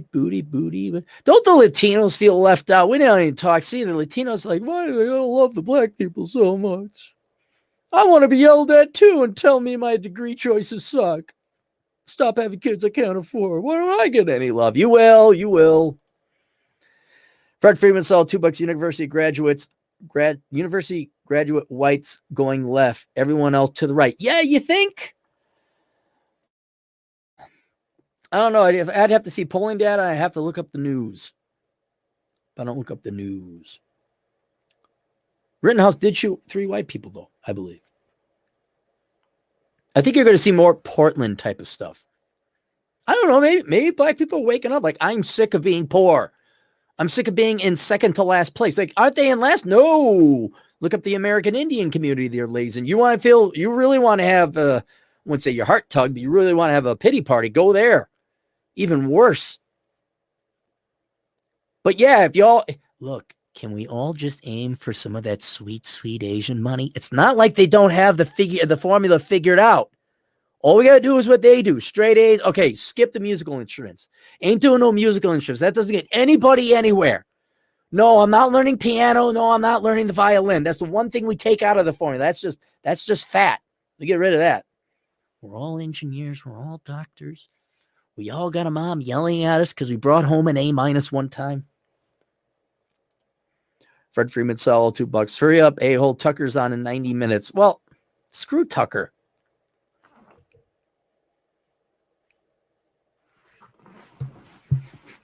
That was my Tucker Carlson impersonation.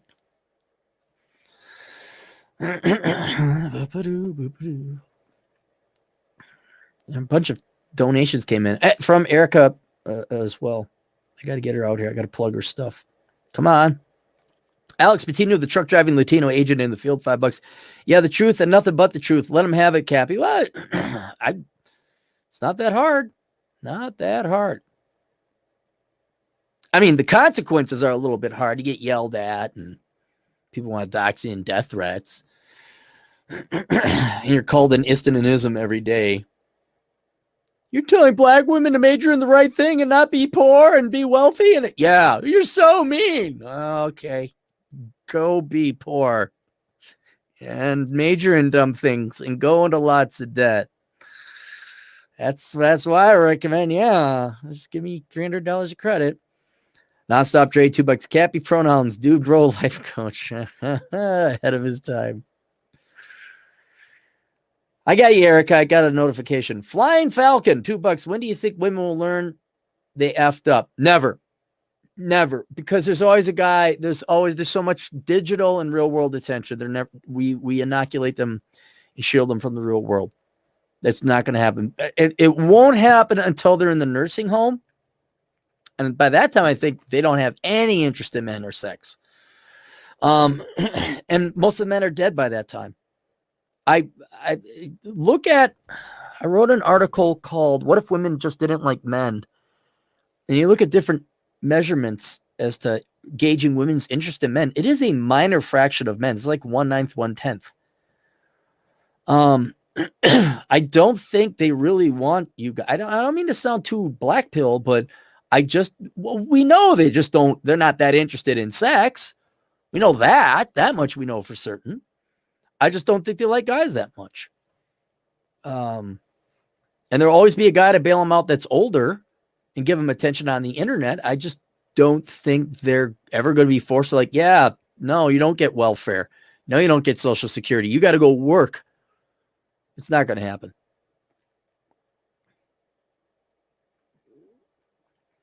Jeez, Erica, where'd yours go? Dunk is fun. $5. How can I take anything you say seriously when you're not 6 feet tall? Good one. Alex Patino, a truck driving Latino agent in the field, $5. But Cappy, haven't you heard? Follow your dream and the money will follow. Yes, it worked for that black woman who now has $80,000 in debt, who no doubt is going to blame me for it and demand that I pay more in taxes. And I should have looked up the artist, the journalist. Just what a worthless piece of trash that person is. To even write such a thing. Here we go. Erica Shanta Williams. You could Google search her. She does consulting, hustle, all this other stuff. Bigotry of low expectations. I tested high IQ on second grade and recommended by school district to skip grades. Good. Teacher told my parents no. Oh, the Nazi guard wouldn't let the Jew escape the concentration camp early, huh? Oh, my teachers, I hate you. This is the reason anyone who's smart hates you. Because you had to keep us just so you can make money off of us. And Lord knows you guys wanted to have some power trip over us. My father cussed her out in his military uniform. Oh, dude, I would have paid to see that. Cursed her out in his military uniform. I succeed because I had 8 male teachers. Sounds like you had a pretty kick-ass dad, too. Hey, Erica, email Marcus Brown would occasionally post a picture of his old man in a military uniform. You guys send me a picture of your old man in the military uniform. That's got to be kind of cool. WizDivision Productions, $5. When can I pre-order my copy of Don't Get Bitches Pregnant? I have a couple millennial friends whom I'm suspecting will be needing a copy fairly soon. I have started writing it. Now, don't get your hopes up, okay? Don't get your hopes up. This is going to be a short one, like an essay length, kind of like Sanity is the Future of Wealth. It's going to be tongue-in-cheek. with a little bit of serious stuff in there. It may not even be through Amazon because I don't even want to bother with Amazon. Like, it's got curse words, and although Amazon does have curse words in the title, so but it will be coming out. I don't know when. I have Asshole Consulting to do, so but it will come out. Erica Shanta Williams again. Erica's Classy Climb, $10. I say we need about 1 million black folks to make about 100,000 income in year in tech, healthcare, business, and buy a home, and it would change America. The math is there. Well, yeah, but they're going to need the education and the work ethic and the hustle. I'd throw in entrepreneurship there as well. And that's not going to happen until you get a dad who comes and yells at the teacher. And, you know, someone ought to just expose or do a follow-up. Somebody, not me. Go like follow up who followed Oprah's advice. I mean, I don't know. Wouldn't just getting sick and tired of being poor and second to last place kind of wake people up? I think and I hate to say it, Erica, I think it's going to be that the women are going to drive the black men out. And they're just going to be like, screw this, we're done. We're going to vote Republican. Or we're just not going to vote Democrat. And you start to see it. The brothers are out there. They're going ghost. They're going golf. They're going STEM. They're going military. Erica again for geez, Erica, thanks. I'd like to buy Pokeball, but they have no Pokeball here. Over 1.2 million black girls after World War II were refused their GI Bill benefit because black colleges were full. Oh, so black GIs refused the GI Bill. Okay, because the full studies show that those men would have went on to make huge black middle-class doctor. Yeah, you're right. You're right. Okay. Yeah, well, that was back in the day. Right. Genuine discrimination. Wouldn't you just build more? See, that's legit. Yeah. But 60 years ago, guys. The Black Channel. Hey, how appropriate. $5. Why did you come up with the root beer float as a play on the K. Roan v. Rass? Yes. Yes. Does it have something to do with the freedom of speech? No. Root beer float is just stepping around the Google censors because we have to talk like little children. Even though the topic of conversation is very adult and mature, we have to like remove that. We have to come up with womanism and root beer floats and forcible bedtime, not so fun, bedroom, not so fun time. Ben Foster, $5. We Latino are good. Okay, good. I just want to make sure you guys are okay. I didn't want you guys crying. I didn't want you to think you were left alone, not thought about. We think about Latinos all the time, just not Atham, because why would you think about that, Hanyaker? Yeah, he's not here. I wonder if he's actually sleeping for once. Seb Knowlton, $5. Black community needs less Jesse Jackson, more Jesse Lee Peterson. Dude, there's another. I should have put that race pimp right there. There's another charlatan. That's the epitomal charlatan. Him and his son making all the money off of poor black people. Yeah, where'd Jesse Jackson get you, huh? Where'd he get you? Channel 1800 dumb again for $2 New Zealand dollars. Would you teach Tucker ballroom, Cappy? Yeah, if you paid me lots of money, sure. Look, I'll do pretty much anything for money. All right, within reason, or a lot of money. Let's be honest, $5 million would be $5 million. But yeah, pretty much. I got some requests that are gonna, you'd be like, what? Why did he well, he paid me. Casual observer, 2 Canadians. Plenty of white boys failing at life in red state. Yeah, it's happening all over. We're just focusing on the black community here. What it really is, and this has been observed before, but the black community is really just the canary in the mine. You guys are just the most experimented on and the most advanced prototype or test subjects of socialism in America. And it's not working. But we're all going that direction. We're all going there. The destination is the same. Blake, $2 has nothing to say. Thank you, Blake. Channel 1800 dumb, $2 New Zealand dollars. Nice super chats, Erica. Wisconsin thoughts, Cappy. I lived there. I grew up there. I hate Wisconsin. Unless you're talking about what are you talking about? Like the parade thing? Bad that it happened. We don't know what happened. Whether he was escaping a crime or whether he purposely did something for political reasons. And the Rittenhouse thing, I never watched any of the I don't know, it was like the cop thing, court case. I didn't watch any of it. I don't have an opinion. I like to see, what my uneducated opinion is. I like to see that, yeah, if a mob comes my way, I can shoot some people. I can protect my property and myself. That's good. But aside from that, I won't lie. I'm like, wasn't he 17? There's some things I'm like, wait a minute. Why do you have a gun? Why are you there? There's some other things I had a question about, but I am so burnt out. I just chill out. I don't pay attention to news. Guys, don't tune in the news, man. Don't tune in the news. It's not good for you. Not good for you. Quincy Maverick, $2. When are we seizing the means of production? Well, corporations are already 40% owned by the government. We're not going to outright seize the means of production. We're not going to get the deed to the assets. The government is going to be more fascist in their way of effectively implementing a communist system. They're going to tax you more and take your income. You'll still have a job. You'll still be paid. You're just going to pay out more to the government.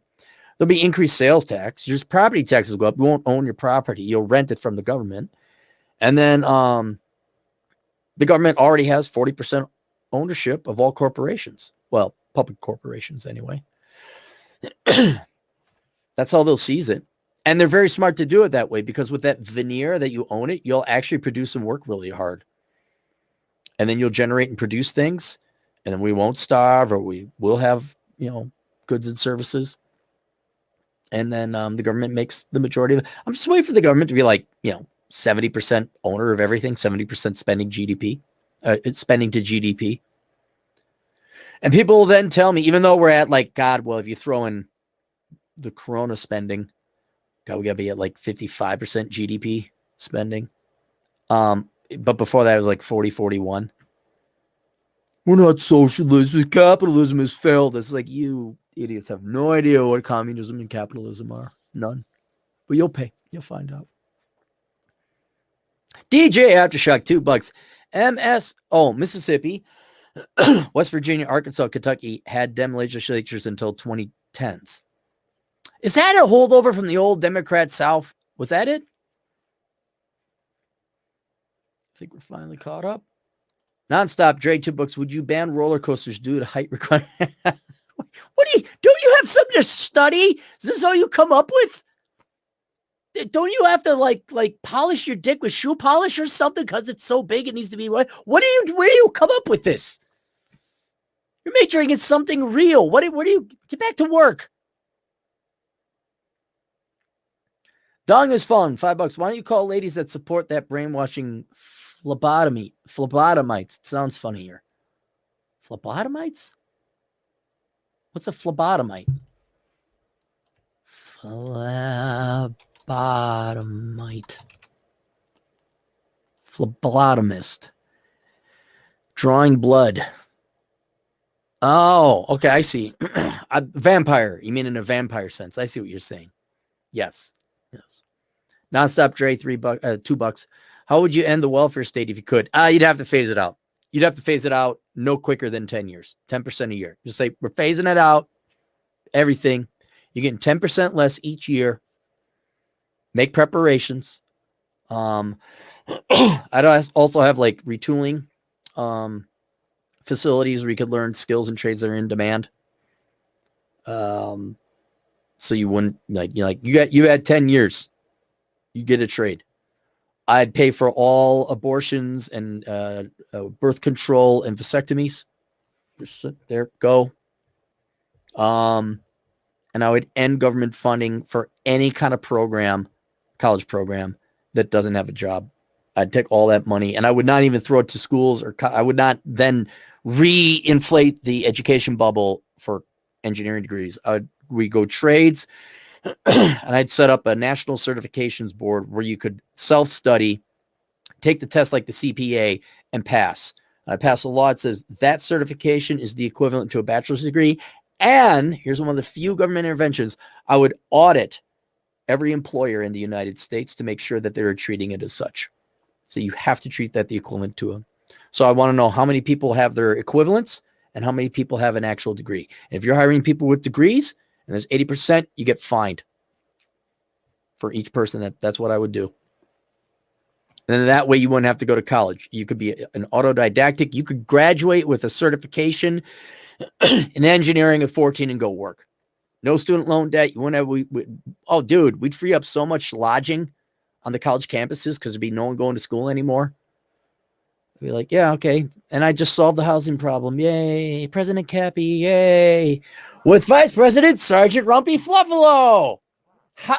The winning team right here. How could we lose? All the girls would vote for Sergeant Rumpy. He's so cute. Fred Freeman saw $2. Do you wish you had a CPA? They seem to work a lot. Yeah, I do kind of wish I had a CPA. That would have helped out in the past. Had I known, had I redone it, I would have gone back, Master's in Accountancy, CPA. Probably would have done that. It was just through ballroom dancing and working security and my online classes. Oh, here we go. Here we go. Bad internet.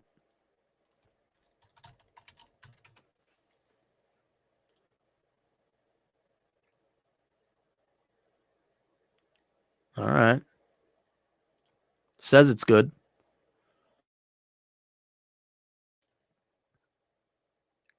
Fairly good on Wi-Fi. I'm not on Wi-Fi. All right. We'll get this done real quick. Yeah, I would have got my CPA. Fred Freeman saw $2. Any of your clients take CES marketing? Oh, of course. Yeah, a lot of people do. Yeah. And if you happen to be a young black man or a young black lady and you're looking for some kind of employment and you don't want to go to college, Seth Himes, digital marketing. Please take it. Look him up. He's gotten a lot of people out of poverty. Blake, $5. What's your end goal, Cap? You sticking around to watch this all play out, or do you have a country you plan to retire to? I got to go and do reconnaissance, and they're making it easier and easier for me. So obviously not Austria or the Netherlands. I got to get boots on the ground.